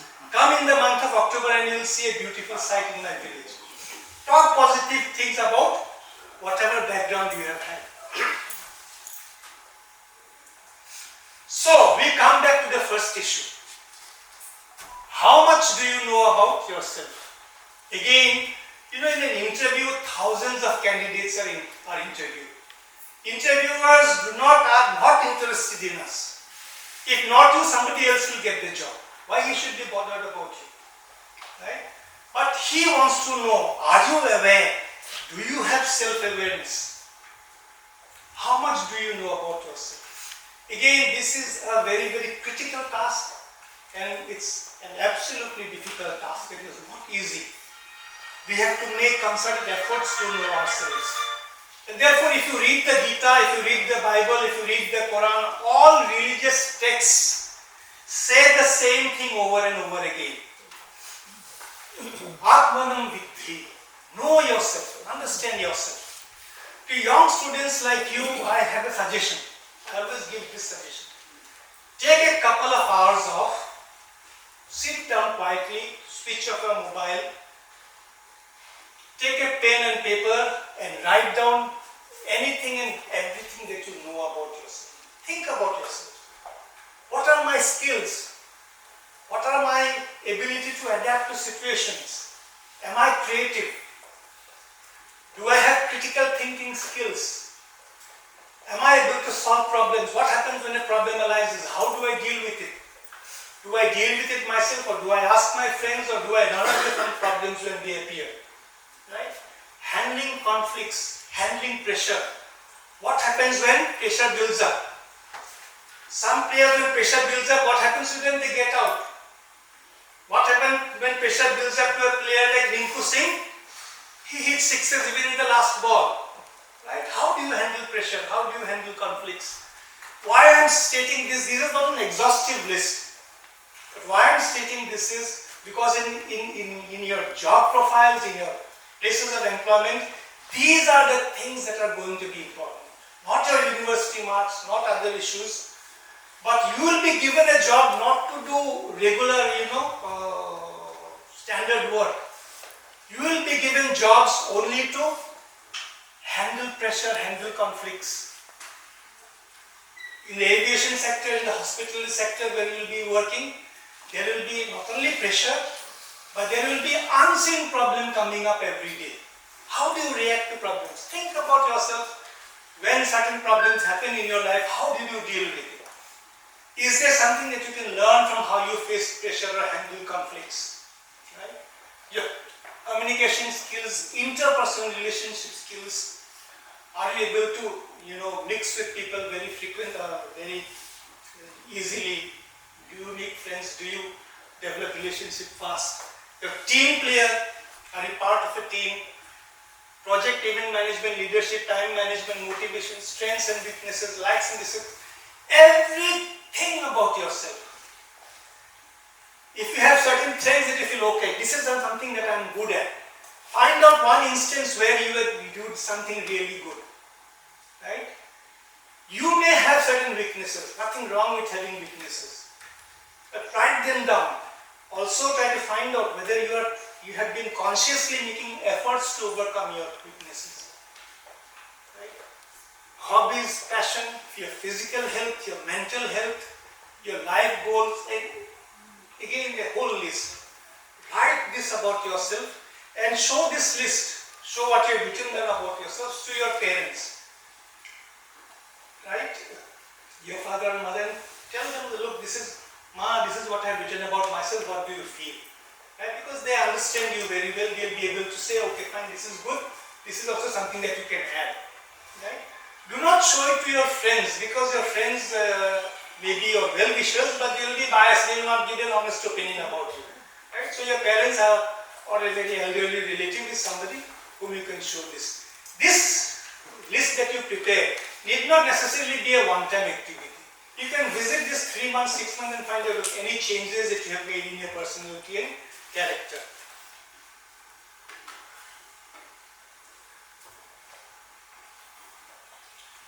Once you have done this, try to correlate your qualities, your achievements, your experiences with the demands of the position. Okay, this is what I am good at. Will this skill help me in the hospitality sector? Right? Zero in on the matches. The more the matches, the better for you. The selection process. So once you have done this, let us understand that what are the common questions that can come in an interview. Every single interview will definitely ask you this question. And this is, tell us about yourself. Tell me something about yourself. Almost every interview, possibly the first question will be, okay, Mr. Sharma, tell me something about yourself. Right? Even if this question is not asked, please understand that the interviewers want to know something about you that they do not already know. Right? This is an opportunity for you to express yourself, to project yourself. Right? You should be very happy when this question comes. Even if this question doesn't come, say as much as you can about yourself as you converse in the interview. Now I have seen many young people, when they are asked this question, they start with, I am Sapanjiti Sharma, I did my BBA from Jettwings Business School, and blah blah blah, their entire profile they speak out. Not required. These information are already available to the interviewers when they see your resume or the university marks or whatever. When they ask this question is, what this question really means is, give me a reason why I should select you for this job. Am I clear? This means, okay, why should I select you? Why not somebody else? They want to select you, but they want to be convinced. Convince me why I should select you for the job. Right? So when they ask this question, tell them something about you which is not already reflected in your CV or is possibly otherwise not known. Tell them about some quality, some experience, some education, some skill that you have acquired, which again you can relate to the job, which has a direct connection with the position that you are applying for. Right? What are your hobbies? What are your strengths and weaknesses? What are your major accomplishments? Who do you admire and why? What are the reasons of your choice in college major? They'll ask you, why did you take up BBA in hospitality and aviation? Right? You are a graduate, why are you doing PG this BBA? So these questions they will definitely ask. Which courses did you like the most, the least? Why these questions? Because when you answer these questions, they will know more and more about you as an individual. You know what are hobbies? Hobbies are what? Anybody? Hobbies are? That we like to do. That we like to do when? During our free time. During your free time. Okay, fine. Let us understand that doing something at your free time is not necessarily your hobby. I know what you do at your free time. Shall I tell you what you all do in your free time? No, you sleep. Right? us something that you are passionate about, that you will do even if you are very, very busy, that you will pursue even if you have to spend money from your pocket. Right? Something that drives you, something you are passionate about. It can be photography, it can be music, it can be traveling, it can be writing poetry, it can be maybe pottery, whatever. Right? You know, it can be cooking. You know, why do we pursue hobbies? Because they give us a sense of relief. They give us an opportunity to express ourselves. We feel very good when we create a painting. We feel very good when we cook a particular dish. Right? So exhilarating. Right? So your hobbies, when you follow certain hobbies, it will reflect your character and your personality. Right? Your strengths and weaknesses. If you give examples of two strengths, so this is my strength, give an example of how you will exercise your strength. Where did it help you? How will you use your strength? If you speak about weakness, if you talk about two strengths, also talk about two weaknesses. But remember, when you speak about weaknesses, you have to tell them that I have been consciously making an effort to overcome my weakness. You can say, I can write good English, but when it comes to speaking, I am not very comfortable in speaking in English. But this is what I have been doing to improve my spoken English. Asali sir has been helping me in this. Yes, sir? So any weakness that you have, what steps you are doing to overcome your weaknesses? Okay? Whom do you admire? You know, your people you admire need not necessarily be Mother Teresa or APJ Abdul Kalam. If they are so fine, nothing wrong. But it can be somebody that you know. It can be one of your parents. It can be one of your relatives. Somebody who has inspired you. Right? What are your goals? Again, as I said, your goal clarity must emerge over a period of time. Even if there is some confusion, you can speak it out.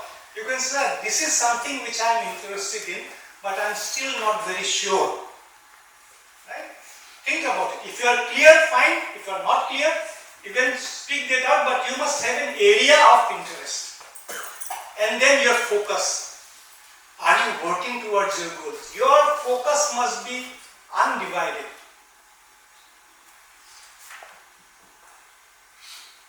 You know, Swami Vivekananda said something very interesting.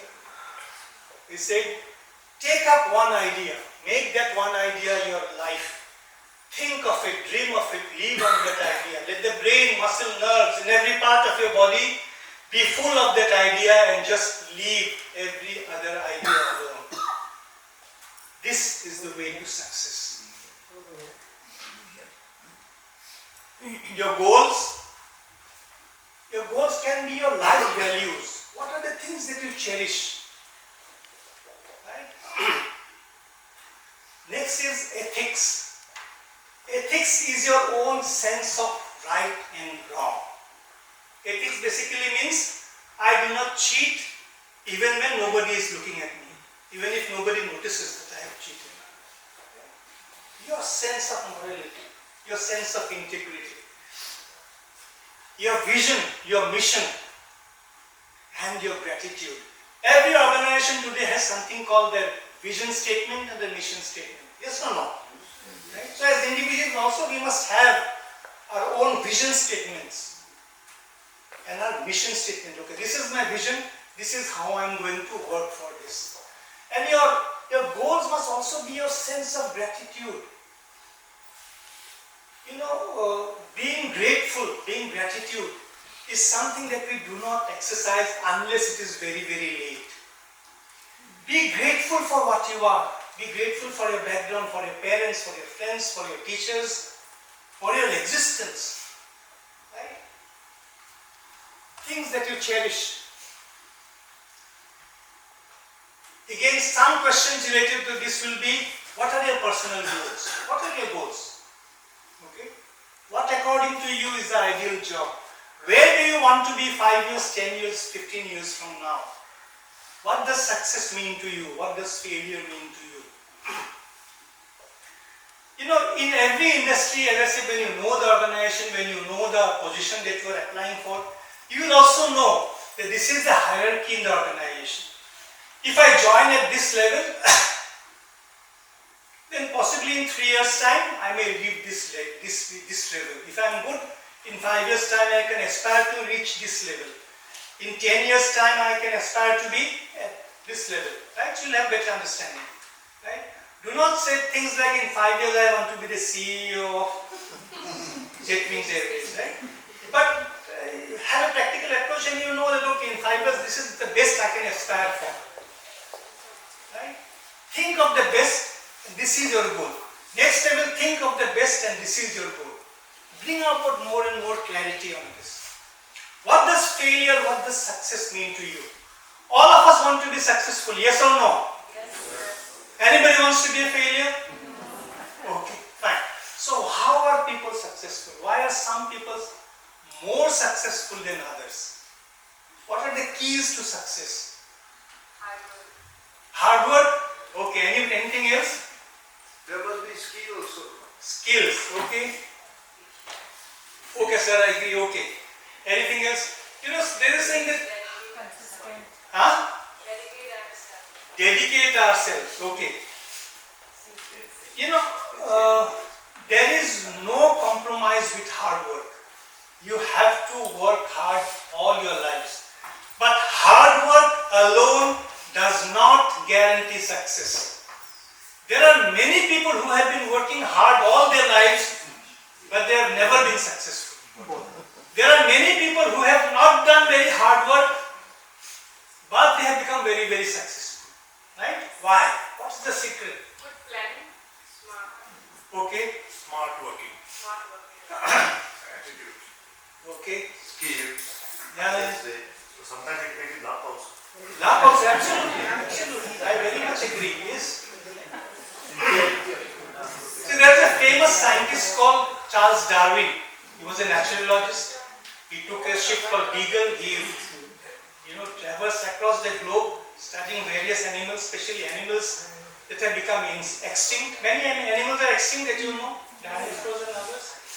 And he wrote a book called The Origin of Species. You know, there is one insect. I think all of you girls like that insect very much. Cockroaches. Right? You know the story about cockroaches? They have been in this earth for 320 million years. And if tomorrow there is a nuclear war and all of us die, cockroaches will still be there. Right? After the cockroaches came 230 million years ago, the dinosaurs came. And the dinosaurs also all became extinct. But cockroaches are still surviving. Right? Why? Survival. So you better like them. Huh? So you better like them. So better like them. Right? Charles Darwin gave the answer. He said, it is not the strongest of the species that survives, nor the most intelligent species that survives.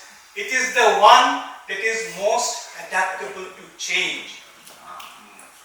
Change is constant. Change is constantly happening. Every minute the world is changing very fast. Think of the people who have been successful. Think of the organizations which have been successful and those which have been failures. Only those organizations and those people are successful who have been able to keep pace with the change.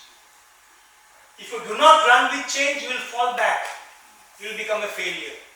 So adaptability, learning new skills, it's what I say.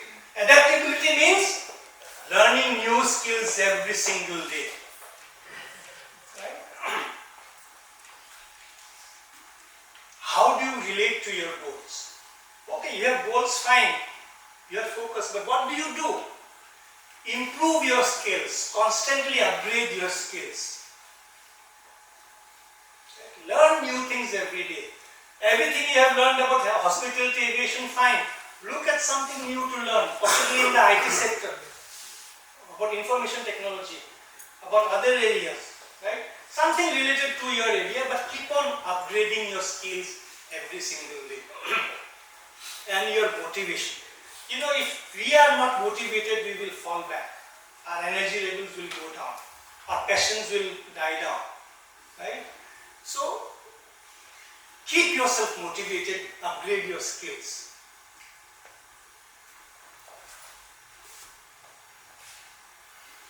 Some questions in this regard. Which is more important for you, money or type of job? Money. All of you? Yes or no? All of you? Anybody says job is more important for me? I'm glad you gave that answer. Big round of applause. Yes. You know, for youngsters like you applying for a first job, whatever job comes, I need money, I need to be financially independent. Yes or no? Absolutely right. No hesitation about that. Be very clear. What is important? Money is important for me. Whatever you ask me to do, I will do. Right? Don't be diplomatic and say, sir, both are important. He is lying. He is trying to be too smart. Right? But again, then what have been your learning experiences? What have you learned in college, in your institute? What have you learned from your social activities? What have you learned from internships? What have you learned from your hobbies? Okay. Again, what qualities should a successful manager have? What two attributes are important from you?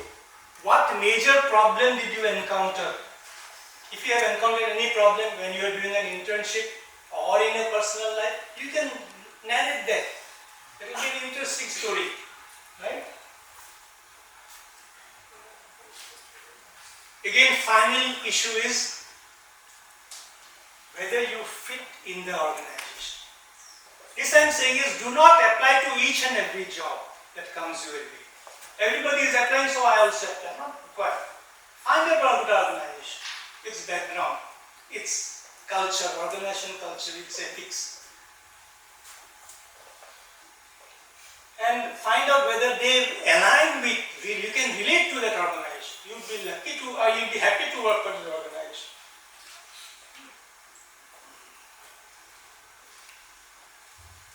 You know, most jobs that we'll do will require you to be part of a team. Especially at the entry level, you will not be given a separate cabin and say, look, you sit down here and this is your job. No. You will be part of a team where you have to, contribute to the team's effort. So always emphasize your role, your interest, your eagerness to contribute as a team member. When you are part of a team, every member's contribution creates to a result which all of you could possibly individually not do. Right? There is a synergy when you work as a team. Emphasize on your role as a team member. Give examples of where you are part of a team and what was your success or what were the results that you have achieved. But at the same time, it is also important to be independent, to be able to think independently, to work independently. Also tell your interviewers if the occasion arises, so I am also happy to take up individual projects. I relish, doing challenging tasks where I have been given a particular responsibility. Any opportunity you get, highlight the best traits of your personality and the requirements of the job. Critically assess the organization's performance and observe areas where improvement is needed. If something comes to your mind, again you have to know it's a big organization, what defects will I find there? But still try to find out, is there any way where you can contribute to that organization? Why should we hire you? There are so many candidates, why should we hire you? Right?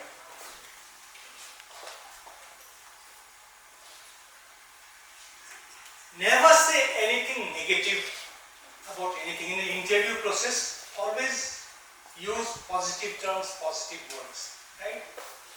Don't say words like, I have tried, I don't know, this never happened, this I cannot do. Anything negative, try to avoid as far as practical. When they say why we should hire you, again bring about your skills and the requirements of the job, the challenges of this. So I am good at this, this is what I have done, and this is what I feel will be required in this post, so I think I will be able to do a good job. Right? Or your experiences. What type of position are you most interested in? What what interests you about our products or services. Again, know about the organization, what they have to offer. How would you think your former supervisor would describe your work? Okay. What kind of boss do you prefer? They may not ask this question to youngsters like you, but even if they do, what do you tell them? What kind of boss would you want? Yes? Anybody? Motivating boss.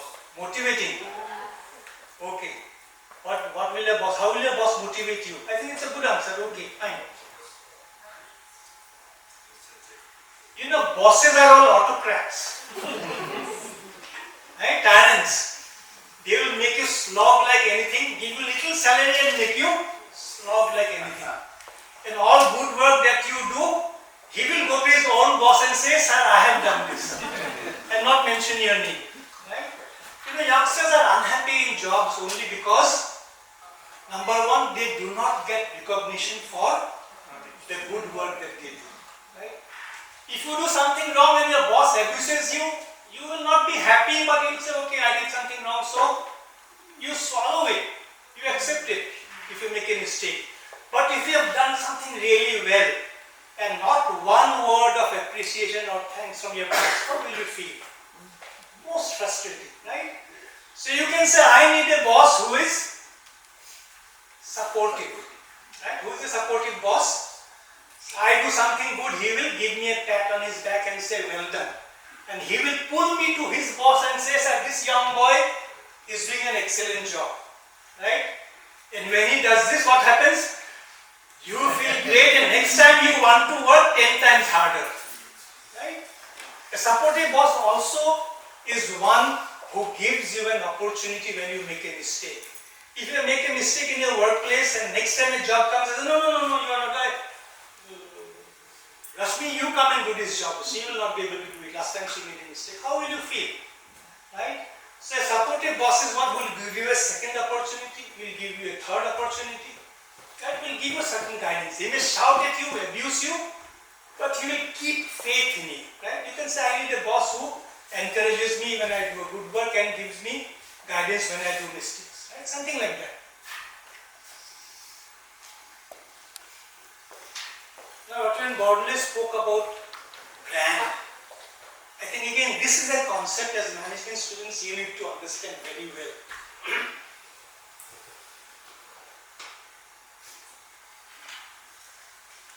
Build your brand. What does, when you say this person's name, what image do you have? When you say Zubin Garg, what image do you have? He has his own personality, character. You have an image, you have a personality about him. You know what he looks like, what he does, right? What are his plus points, what are his minus points. Similarly, over a period of time, you must develop your brand, what is called brand equity. What is your value as an individual?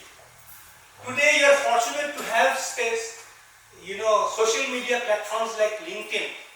Especially LinkedIn, I will not ask you to go too much into Facebook. Facebook can be a very destructive process, right? But there are other platforms as well.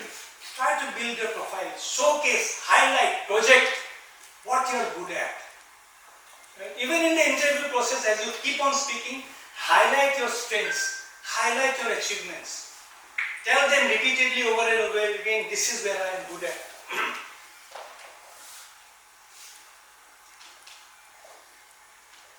Recognize this individual? No? Yes? Somebody very famous in your industry, in the aviation industry. Anybody can name him?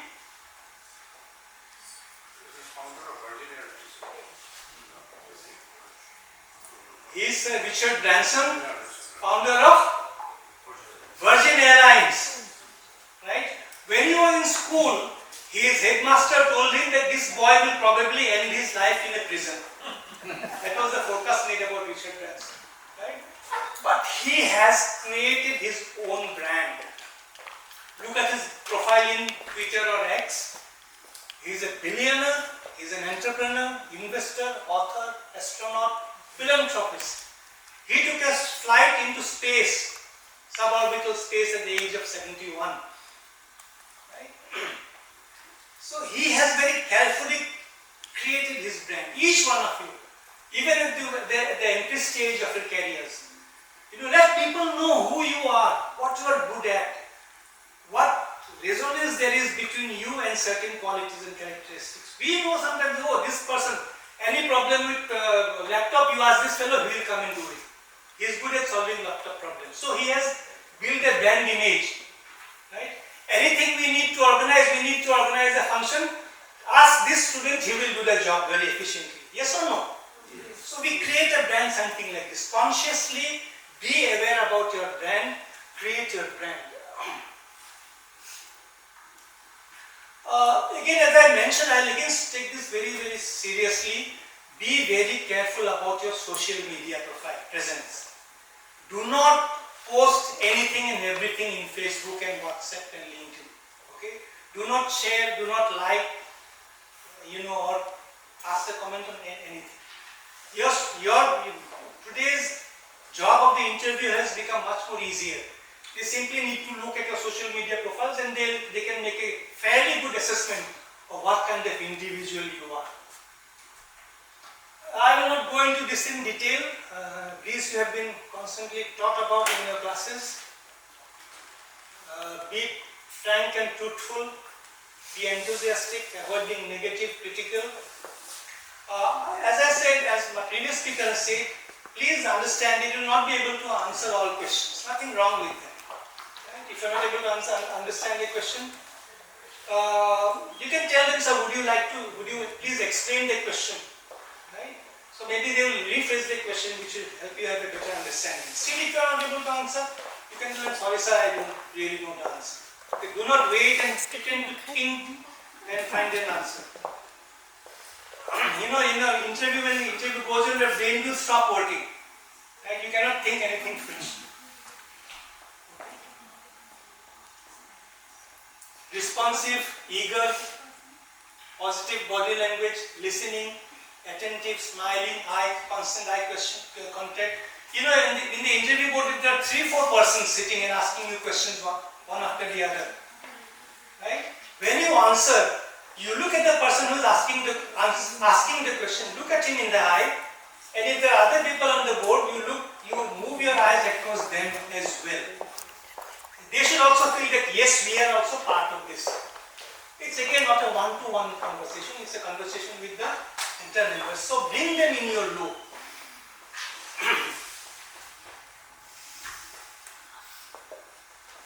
2-3 small things before we conclude. In the last 100-150 years, there has been this concept of what is called the personality ethic, which means people feel, organizations feel that only those candidates who are smart, who are dynamic, who have good communication skills, they are very successful in their workplaces. So they should be given the jobs. Strong personality, dynamic personality. Right? That was the feeling. There is another concept which is called the character ethic. If you look at Indian culture, you will find that there has always been a better emphasis on character rather than on personality. When you are young children, what were the first things that your parents taught you? What was the first lesson that you learned from your parents? Anybody can remember? To be a good person. To be a good person. Excellent. Wonderful answer. Nobody said, beta, grow up and be a rich person, be very smart, be very dynamic. No. Every single Indian home, even today, 3 lessons are taught. The first lesson taught is, do not tell lies. Yes or no? Be honest. Second lesson is, be a good person. What does a good person mean? You must develop a strong moral character. What is the third lesson taught in every single Indian homes, including yours? Respect elders. Absolutely brilliant answer. Right? What does this upbringing teach us? help us? It helps us build our character. Personality is important, but more important than personality is how you develop your character. And today's organizations have realized this. And therefore, when Google, when Microsoft, when IBM, when all the top companies in the world, Emirates for example, when they recruit you, they will not only look at your IQ, they will also look at your EQ, and more importantly, that aspect of your character which makes you a good human being. Right? So the way to be successful in the interview is trying to be a good human being, develop strong moral character. Right? Finally, I will end with 3 tips which if you follow, I will give you 3 tools. If you follow these 3 tools, I can guarantee that you will be successful not only in your interviews but also in your entire life. You want those tools? Yes. Okay. Who is this lady? Anybody can identify? Sakshi Malik. Okay, excellent. Brilliant. Who is she? She is the first Indian woman wrestler to win a medal in the Olympics. She did it in Rio de Janeiro in 2016. After her Olympics, medal, she was asked, how did you prepare yourselves? What did you do to get an Olympic medal? She said that when I was preparing for the Olympics, every day I would see this image in my mind. And this image was that I had won the medal for India, and I had taken the Indian flag over my shoulders and I was running around the stadium arena. This is the constant image I would see every day when I was preparing for the Olympics. And this is exactly what happened when she won the bronze. If you had watched this TV, then you would have seen that she took the Indian flag and her coach lifted her on her shoulders and they ran around the stadium.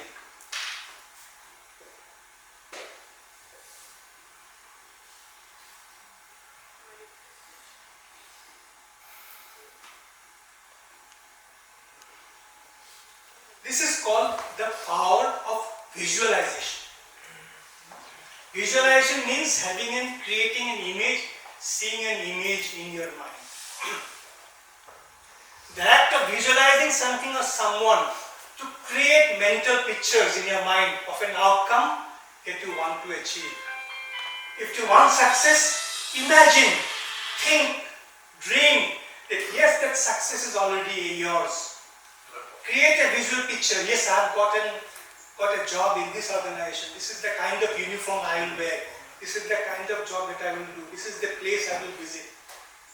Create an image in your mind and think about it. When you think about it, does it things literally happen just we dream? No, it doesn't. But visualization is a scientifically approved technique. There has been a lot of studies on this.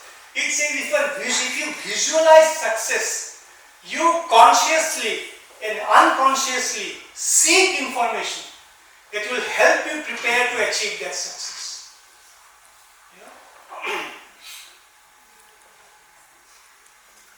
It's a powerful technique which can be used by anyone, helps you to prepare and teaches you to respond to situation before it happens. So when you visualize something, when you see the success that you have, you will also see the possible challenges that you may face, the problems that you may face, and it will give you, the time to prepare yourself to face these challenges so that you finally achieve the goal, the dream that you have been aspiring for.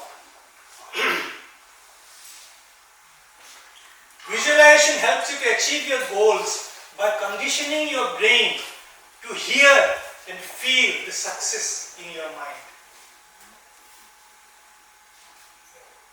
The second tool is, you must have missed it, I will show it again, is the power of meditation. Now what does meditation mean? It doesn't necessarily mean that you go to a lonely place, find a cave and sit there for a few years and come back enlightened. Not that. But meditation can be defined as a set of techniques that are intended to encourage a heightened state of awareness and focused attention.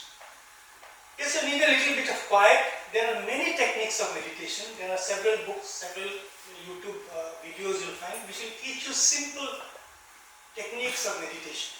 Where you are able to concentrate better, think about better, sit quietly for some time, focus your attention on something. And this is a technique that has been used all across the world for thousands of years. It has been used specially for religious practices. Every religion has a system of meditation, including Buddhism, Christianity, Judaism, Islam. Every religion has a system of meditation. But it need not necessarily have to do with religion.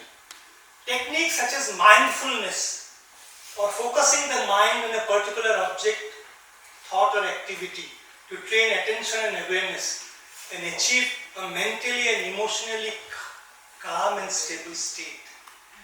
Your emotional intelligence will be heightened when you develop small practices of meditation. 15, 20 minutes, 10 minutes, self-awareness makes us much more stronger mentally. What is the third tool? Anybody can guess?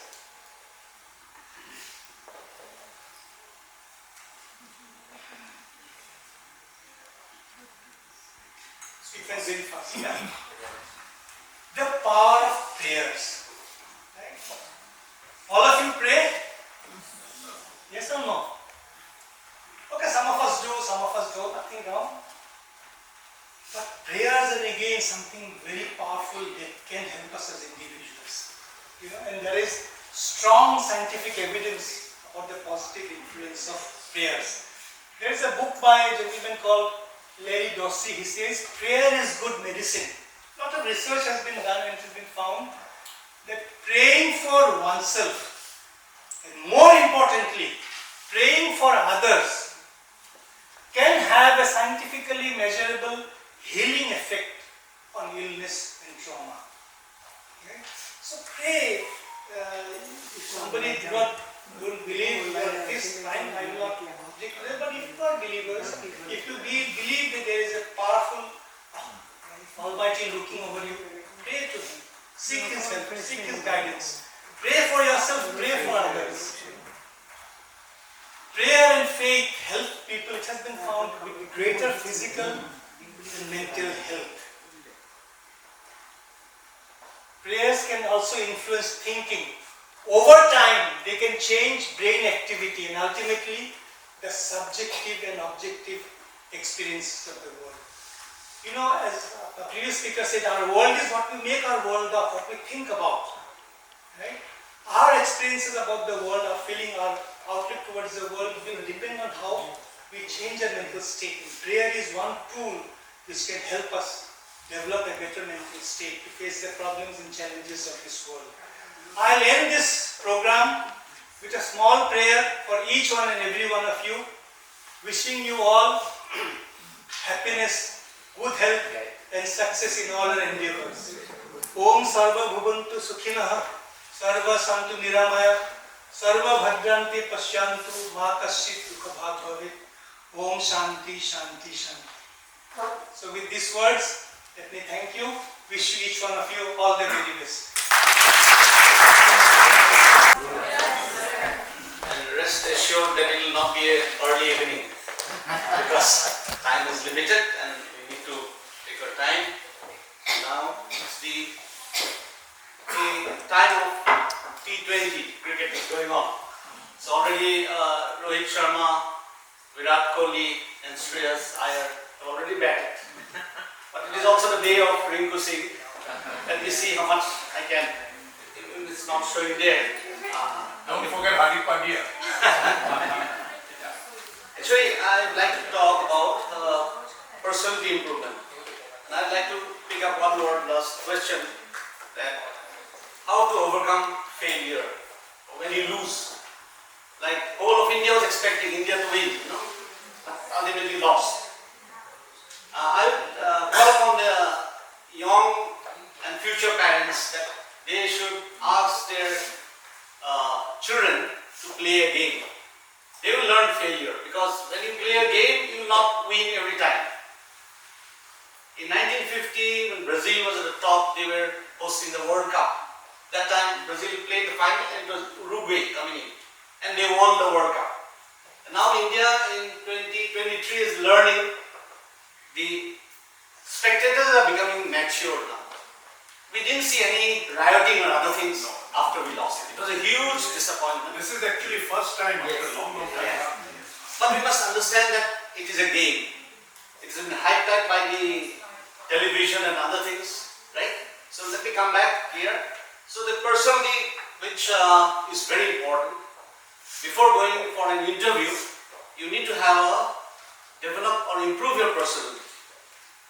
And about in 1890, William James, the famous Harvard psychologist, he wrote in his influential work, The Principle of Psychology, that personality was set in plaster by early adulthood. By your age, it is believed that if you are lazy, if you are industrious, you have developed certain character traits, it will not change. That was what was believed about more than 100 years back.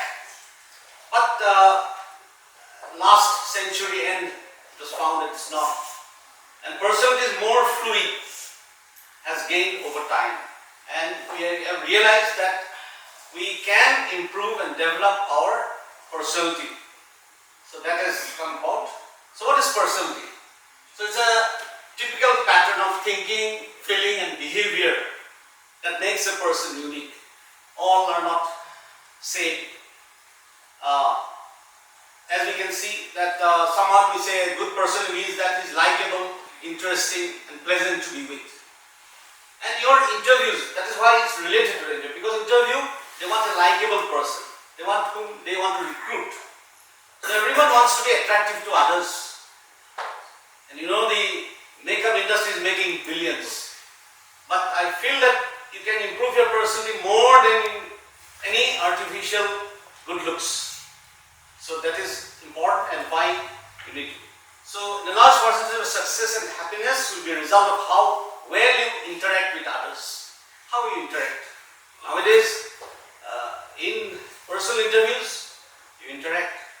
And online interviews, you need to interact. So in a classroom, if you're not very interactive, asking questions or getting interested, you will face a problem. Because your interviews will be online, maybe online, that's what had happened after COVID. But we can enhance our looks to a certain extent. But personality, we can adapt, change, improve a lot. That is very important. So here are the ways to improve your personality. How to improve your personality? Because ultimately, this will be reflected in your interviews. When you take an interview, you find that this person we can recruit. He is likable. He has this personality trait. So how to improve? It's never too late, because even at our age we are also trying to improve. First, be a better listener. Better listener, not only in a classroom or others, but when you are conversing with somebody, somebody is trying to tell you something important, you lend him an ear. I think those of you who have studied English literature, I think Mark Antony's speech, lend me your ears, this time. So here, you will not say lend me your ears, but by body language, they are desperate to tell you something. So and now it is very important. Why? I'll tell you. So you listen carefully. And if somebody is not very interested in listening, you don't like to talk with him. You do not like to spend more time with him. And for that, you need to read more and expand your interests. Because the more you read and cultivate new interests, the more interesting you are to others. What will you say if you are not reading something, reading books about certain events that has been happening? Why we are having a problem in Israel? What is Hamas? Why we are having a problem in Ukraine? Not only that, other things you need to read, and it is available in books. One particular person, a very articulate person, Shashi Tharoor, he says today's generations are reading a lot. Do you believe in it? Yes, they are reading a lot. They are reading mobile texts all the time. What is coming in WhatsApp? If I am not reading, I may be up. That's why. But you see, he says, younger generation reading all the time, not books, but reading the mobile text messages. Reading rapidly, carelessly, superficially, that's dangerous. You get fake news, conspiracy theories, the COVID time, we all know where this COVID came from. The Chinese library, or Chinese laboratories, or some say that it's a pharmaceutical company because they want to make more profits. So all sorts of things you will come across if you are not reading seriously certain things. And why higher level reading is important? This is not my view, this is Shashi Tharoor speaking. Critical and conscious reading is very important. Immersive, slow reading, literary reading. Because as one of our earlier persons said, what was the last book you read? Many of the older generation will be caught on the wrong foot. Because they need to read so many good books there where they are available. Even audiobooks are not equivalent in a poor substitute for it, he says. He is one person who can very well. And many psychological processes are involved in reading. Motivation and frustration. Pleasure and leisure. Emotional responses. I think one of the best books by a politician, can you tell me? Because you have not read much, but you know about it. My Experiments with Truth by Mahatma Gandhi. Our generation, everybody must have read. Mahabharata, Ramayana. Now does anybody read it? Even new generation writers have come out writing about it. Devdutt Patnaik and others. They're trying to instill that there is a lot of importance in our culture, in our literature, which is something admired. The Gita, it is some, I have attended one program in the management, they say it is a book on management. It's a book on management. It takes some time for you to realize, but if you read, you will find. Don't look for rewards, keep working. This is something management theory was given by Krishna a long time back. So you need to read all, even in Bible or other books, Quran, you will get a lot of things. So this kind of things are required. It says reading skills and practices, these are the foundation for a full participation in the economic, political, communal and cultural life of contemporary society. We are living in a democratic society. Today we say whether triple talaq is bad or good. So unless you read about it, or whether uniform civil code, whether it is good, or whether the same-sex marriage should be allowed, there was very good arguments in the Supreme Court, which was followed by this the Chief Justice of India and others, and there was a lot of interaction. So we are in a democratic society. We need to read, and then we can have our opinion. Unless we read, we'll have very superficial opinions. That will not help. And war is what happens when language fails. War is happens when language fails. Maybe the Palestinians have not read much about the Israeli history, or Israel have not read much about the Palestinians. So there is a conflict. Or the Russians have not read much about the Americans or the West Europe. So there is a conflict, they say. So usually Shashi Tharoor is always asked about, teach us a new word. All sorts of words here. His reply is read. If you read, you'll find new words. If you don't read, your vocabulary will not improve. In societies where there is much less reading, you'll find, I'm not pointing out to any particular community, but they find that their names are Sunday, Monday, Sumbaru. Why? Because lack of vocabulary. So you need to read and you need to expand and be a good conversationalist. Because you have to converse. They say interview is a conversation. So unless you are a good conversationalist, how can you be a good conversationalist? You need to read. If you are not reading, you will not be able to say much. So, and no one can know everything. It is through reading only you will be able to understand. And it's refreshing to learn from others. Those things we should have time to read ourselves. If you happen to be shy, join a group. Like encourage you to talk about what you know. Have an opinion. You should have an opinion. Like as I said, very contentious issues are coming up in India and elsewhere. So whether you have an opinion, that unless you read or you know about it, you cannot give an opinion. You will just be a part of the herd mentality. he goes that way, everybody will go that way. That's not good in a democratic society. You must have an opinion. Meet new people. Meet new people. You always are with your friends. It's a comfortable zone. Not going out trying to meet. As you have come to this session, you are meeting some new people, having some ideas. Also, in groups also, you can meet and have better ideas. And be aware of the different cultures and alternative ways of doing things. It will broaden your horizon. Or else you will have a very narrow perspectives. Even then you meet others, but you should be yourself. Don't try to be, say, Jubin Garg. He has acquired some talents and skills. He may be wearing a pant which has two colors. That may not suit you. And we have seen during the World Cup, many of the footballers, they put hairstyles, and we also see in our institute sometimes. But he may not be having any skills. So you don't try to be a copycat.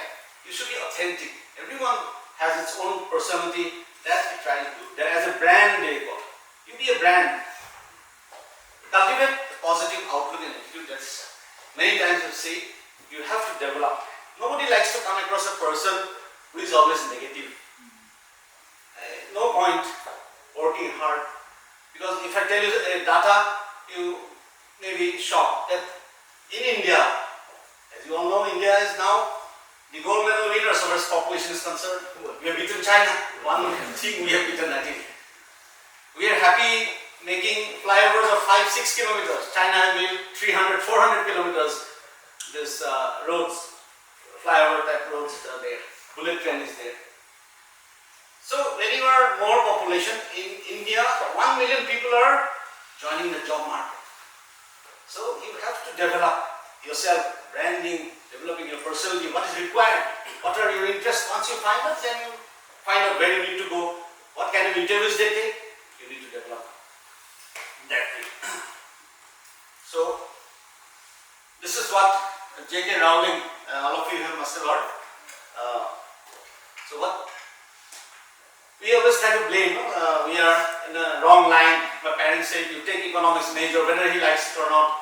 He was weak in maths, you cannot take economics. Or if you have no interest, or you get dizzy when you see blood, and you are asked to study zoology, you will have problems. But even then, she says this in the Harvard address, there is an expiry date on blaming your parents for steering you in the wrong direction. Because at our time, if you are a little bit good marks you get in metric, you study science. Whether he is interested in science or not, and the gadas go for the arts, right? That's what they feel.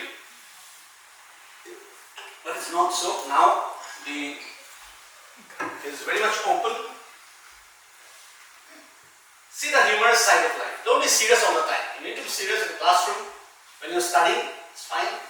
But you need to see the humorous life. You should learn to laugh at yourself. Earlier, our times, there was no concept like body shaming. But nowadays, you cannot do that. So, there you have to be serious also. So, crack jokes. What is your custom or what the current period tells you. But you need to have a humorous life. As somebody says that the first time, I never get a job. Okay. Next time, no problem. And I want to share with you one or two jokes which I have been telling other places. As you know, Winston Churchill is a prime minister, is a hero, war hero who led England. But there was a great parliamentarian as well. In parliaments, they always had a tiff with the opposition party. And one particular person, the first lady parliamentarian, Nancy Astor. Once they became very angry, quarreling or debating with one another. She became so angry, said, Winston, if you had been my husband, I would give poison in your tea. Then Winston replied, if I would have been your husband, I would drink it. He was also getting irritated. So this is what he says. And she was the first women parliamentarian. I came to know about it later. Then Mahatma Gandhi, such a serious father of a nation. Do you think he's always serious? He's a very humorous person. Even I heard a person who had met him when he was a young boy. When he came, he was in Kasturba Gandhi Ashram. And they were he was the hero at that time. So they went for an autograph.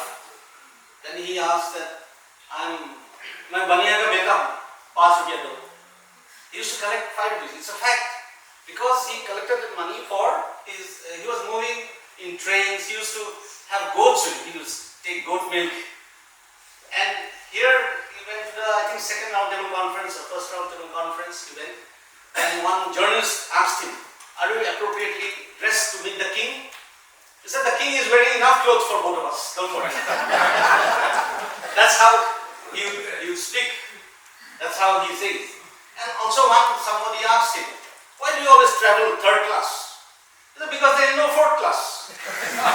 That's how he responds. You see, if you read some of he's a very humorous person. Okay.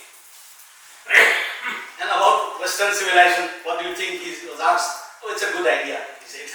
That's how he responded then. So be supportive of others. This is one Border has also told others. Empathy. Feeling for others. We have a lot of problems nowadays. WhatsApp and others. We're going for a relationship breakdown, immediate, no? And it needs the support of friends. And other problems also comes up. So one needs to feel. Say one appears for an interview, doesn't get it, comes back to the friends, they should understand. Don't joke. You are not able to make it. It's not that. You should be able to understand. As I told you, there's so much of pressure and competition is there. You need to develop this. Have integrity and treat people with respect. Being honest and true to your word will bring you the admiration, respect and gratitude of others. Nothing improves a person's personality more than integrity, because the companies where you will be working, you require persons who are, till they are working, that integrity should be there. They should be working for the company. And the respect for others as respect for yourself. And respect others' opinion too. We are living in a democratic society. Remember your views. That's why I said you read, you develop your opinion, you debate. Nowadays, with the new education policy coming in, there are a lot of oral presentations are required, debates. And students needs to be encouraged to do that. Not going hammer and tongs against one another, like in our assemblies sometimes it happens, because we are a democracy. And I say democracy is a difficult concept. You have to accept others' view, but you may not agree with them, that's all right.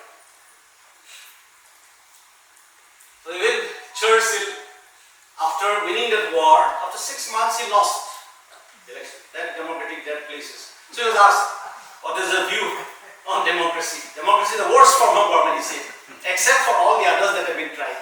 Because Hitler has already tried, so that is what we have seen. Autocratic government nobody likes, everyone wants to be free today. So he was that, and he became a prime minister later on. There are very good serials on Netflix I had seen around. When he came, the elderly person came to Queen Elizabeth. Elizabeth was very young, and he wouldn't sit. They said, no, this is the tradition to maintain. And she was feeling very embarrassed, but that's how things work. We humans have the power and ability to shape our personalities however we wish. When we develop ourselves to all that we can be, we contribute to our own as well as the happiness of others. If we be a good person, personality development, it affects others, encourages others. On a related note, having a pleasant, engaging personality is significantly related to emotional intelligence. Long has been said about that. EQ or EI. Our time, IQ. As I said, all the gathas go for arts. Nowadays it doesn't happen that way. They have understood that you need all people in all sectors. Engineers, doctors, teachers, nurses. If you do a nursing profession, what I have heard, you get visa for every country. Because people are aging and you need nurses. Old care. Somebody who's in that profession, applying for a US visa, for others they will be waiting for many years, but they will be immediately called. It's a huge problem coming in America, West Europe, these places. So you need EQ. A small example of EQ, one person, a student who was doing her PhD in Gauhati University Zoology. I went on a field study, studying on birds. Then I found that a villager was cutting a tree where they were young hatchlings were there, and they fell down.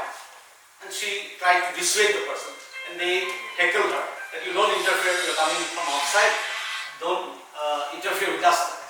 And she felt very bad, she went away.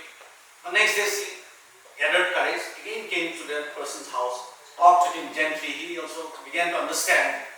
And as a result, the student took it as a mission to convince the people to save the birds and got international recognition and awards now. Would you be able to tell anybody this name? This is Purnima Devi Burman. She's got a Green Oscar.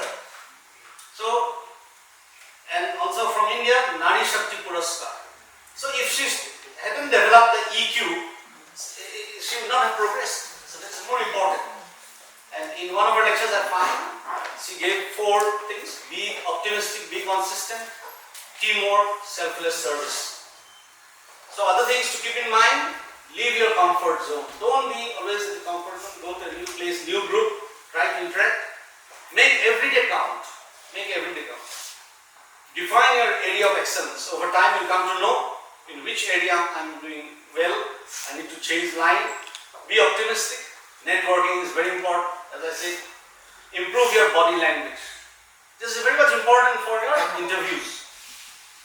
My observations, which are very common with others: be adaptive, believe in God or a supernatural power, something which some may not believe, that's alright, but usually maximum, even in West Europe or America, it's more than 90% who believe in God or supernatural power. Exercise, walk, and if you can run. This is also very much required. Nowadays, we spend more time on the desk, on the palm, doing WhatsApp University. You need to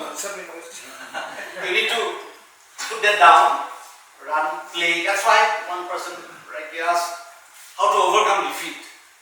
Because if you don't play, you will not understand what India or Indian crowd. Now, after a few days, it's over. Even in yesterday, we lost in the last ball. But it's a game. Now people are understanding that when it's a game, it should not be that acrimonious. The English football at one time, not very long time back, there was a lot of violence and they were banned. English team would be banned, they say. Now things have improved. Then meditation, spirituality, these are important. Help in conserving nature and like nature. Nature is something where I think we see a reflection of God. And it's a huge problem. Climate changes. Recently, 2 days back, suddenly there was storm in Delhi, flights were diverted. We had a problem. And I don't know if it's true, we saw flooding in Dubai, Saudi Arabia, if it's not fake. So climate change is coming because nature we are not trying to respect. We are all very busy using item which we use only for 15 minutes, the research says. The one-time plastic. Make a habit of carrying a bag when you go to the market. At least our time we used to do it, but now we want one packet for the potato, one for other items. We rather get angry with the shopkeeper if he doesn't give that. And the government is trying to ban it. It's nonsense. Because it's the people, it should be a people's movement. Prevent pollution at a personal level, that's what I said. Think global, act local. Discipline your social media activity, that's already said. And say, needs to be updated. Morning time, you see, we also get news. But if you concentrate on that all the time, you will be distracted by doing effective work.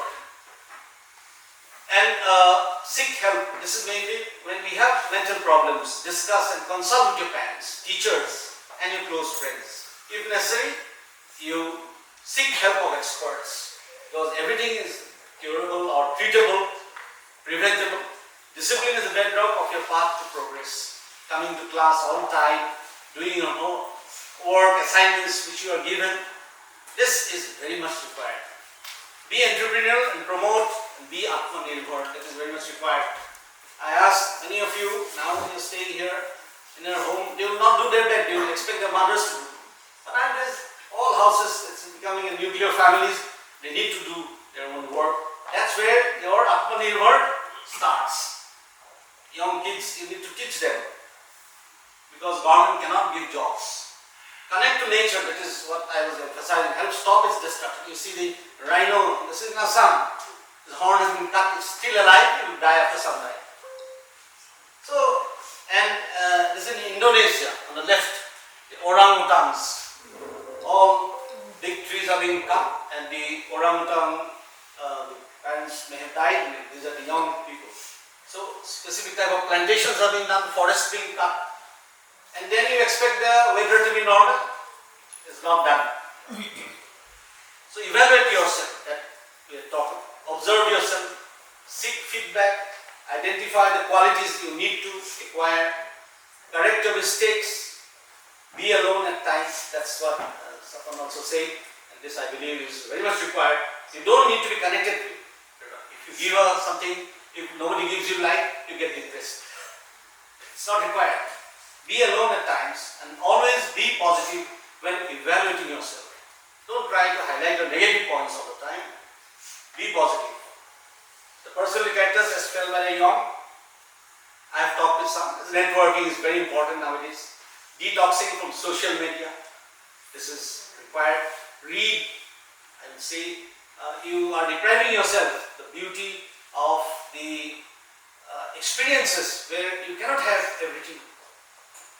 Some writers, or many of these writers which have won books and others, I was driven back to fiction reading. I was stopping it and I came across Irving Adiga's book, The White Tiger.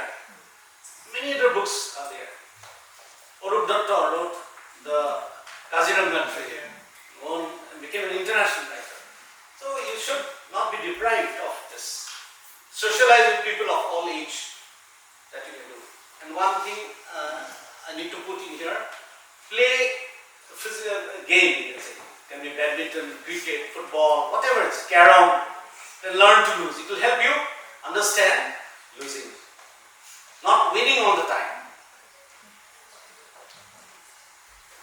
So India has one of the largest young population. Today India is one of the youngest country in the world. Your age, more than 62% of the population of working age group, 15 to 59 years, and more than 54% of total population below 25 years of age. And this demographic dividend, unfortunately, can be a demographic disaster. Again, if you spend all the time playing carom or all in WhatsApp University all the time, you're bound to lose. Even now, statistics shows that China is way ahead in research and others, patents. India is still much behind. We are coming up, but we are much behind. Because despite being the world's youngest country in terms of demographic dividend, India has only 2% of the workforce skilled compared to 96% in South Korea. When I say South Korea, many faces will lit up with BTS and others. They are overtaking the Western music world by storm. And which we fail to understand, especially the elder generation. My daughter, you should allow me to talk. 45% skilled in China, 50% in USA. So that is why government is now emphasizing on skill development, skill mission. We have many missions, but it should be in a missionary zeal we should do. Like we have problems, elderly people putting in the computers, doing this, and somebody of the younger generation comes and helps us. Very good. So skill is having or showing the knowledge, ability or training to perform a certain activity or skill. No, and this is one Gaur Gopal Das says, a great person is not born in a maternity ward. A great person is born by the choices that were made. He's an Indian monk, lifestyle coach, motivational speaker, and former HP engineer. He is a member of ISKCON. So make the right choice. You have power in your own hand. You make the right choice. You have already made a right choice by attending today's program. There are more such programs will be coming. Your institute will be organizing. So this is all I have to say. Thank you for giving me an opportunity. If there are any questions you would like to ask, or as Border is saying that you understood everything or nothing, giving me an opportunity.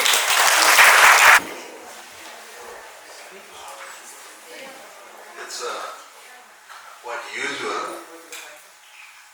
After having this kind of session, there is a system of giving thanks to the expertise, the personalities, celebrities, whatever you like to be called. And I have been assigned for a board of thanking you all. But right away, before I do my job, I would like to introduce myself. My name is Dilip Rasali. I work here looking after communication and soft skills. I'm not a big bunch over here. Say, I've been working here for 3 years. And now, before I do my job, I would like to, specifically the students, this session, with a lot of people coming here with expertise. They are the expertise, with the knowledge about communication, about everything that has been happening here. Excuse me.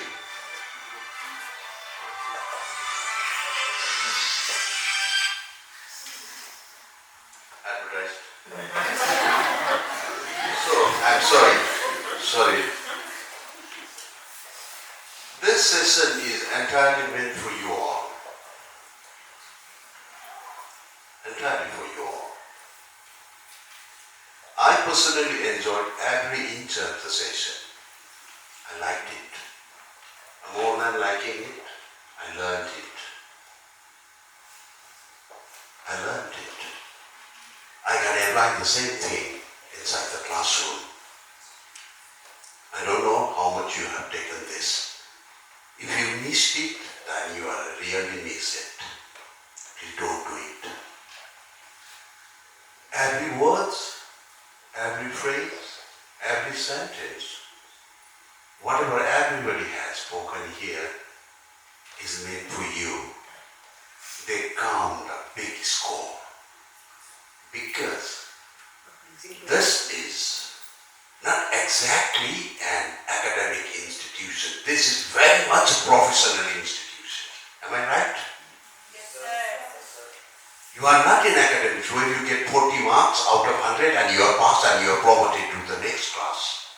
No, you are here for quite some time. And after that, you got to look for your employability. You got to hold the job. For that, you have come here with your mission, your objectives. You want to become something professionally. And the service industries, they look for the best of the candidates to work for them. That is, smart, dashing, boys and girls they want. And they have every right. If you just go down into the market and you want to buy a kg of apple, do you buy just apple like that? Do you buy tomato just like, 1 kg apple do, 1 kg tomato do? Do you do that? We don't do it. What we do, we choose the apple. Sir, I think I'm right? We choose the apple, we choose the tomato, we choose the thing that we are going to buy. We choose them because we'll make it worth of our money. And that's what exactly does by the company's people in the interview. Am I right, sir? And today's session taught you everything. How to become a good apple and be picked up. Be like a good apple and picked up. Here, to be a good apple, to be smart and to be dashing. First thing, I understand. I may be wrong, I don't know. I may be wrong. Your oral communication must be good. It is the first that comes. And then next comes the writing. Through my own experience, I can say it is the speaking, the language, whatever may be the language, I don't know. It comes first.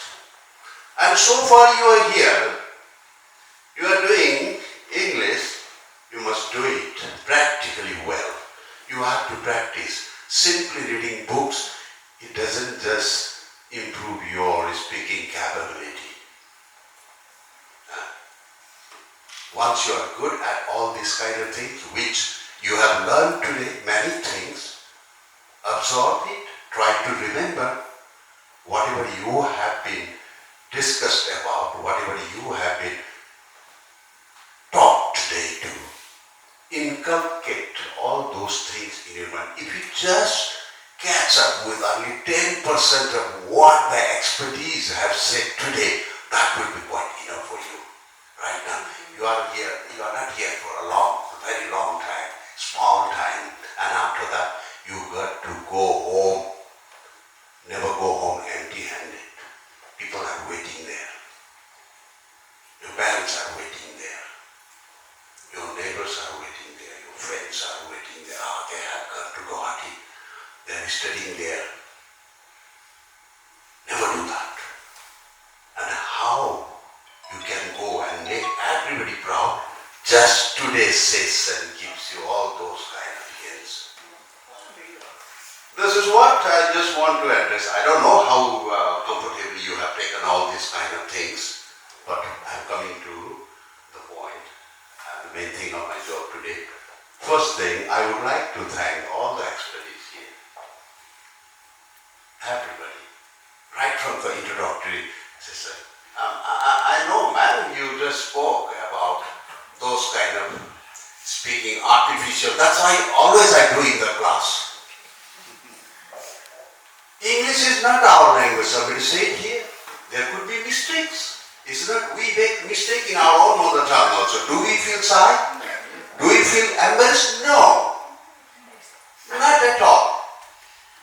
So why should we feel shy or embarrassed in speaking English? But so far the ma'am, I remember ma'am, I thank you very much. I remember what is talked about the pronunciation. English pronunciation is very misleading for us. It's not like our mother tongue. Because in our alphabet, letters in our alphabet stands for its sound. Ka means ka, nothing more than that. Ka means ka means God. Nothing more than that. But the English language is not like that. A for apple, it's okay. A. Excuse me. B for ball, it's okay. The C for cat is not okay, at least to us. C for cat. We do all this kind of things in the foreign. So, you know, what I think for this kind of thing, we have to be very careful about. Let's not make our speaking artificial. Let's remain in the same way, but let's try to make it better sounding. We can't be like the native speakers of English. We can't be like that. Of course, if you be there for 1 or 2 years, maybe you'll adapt everything. So, I'm coming to the point. Thank you very much. Individually, I don't think I'll be able to name all the expertise individually. So, I would like to address collectively to you all. I thank you very much on behalf of Jettwings Business Group School over here. We learn many things from you. I do believe the students also did the same thing the way we feel.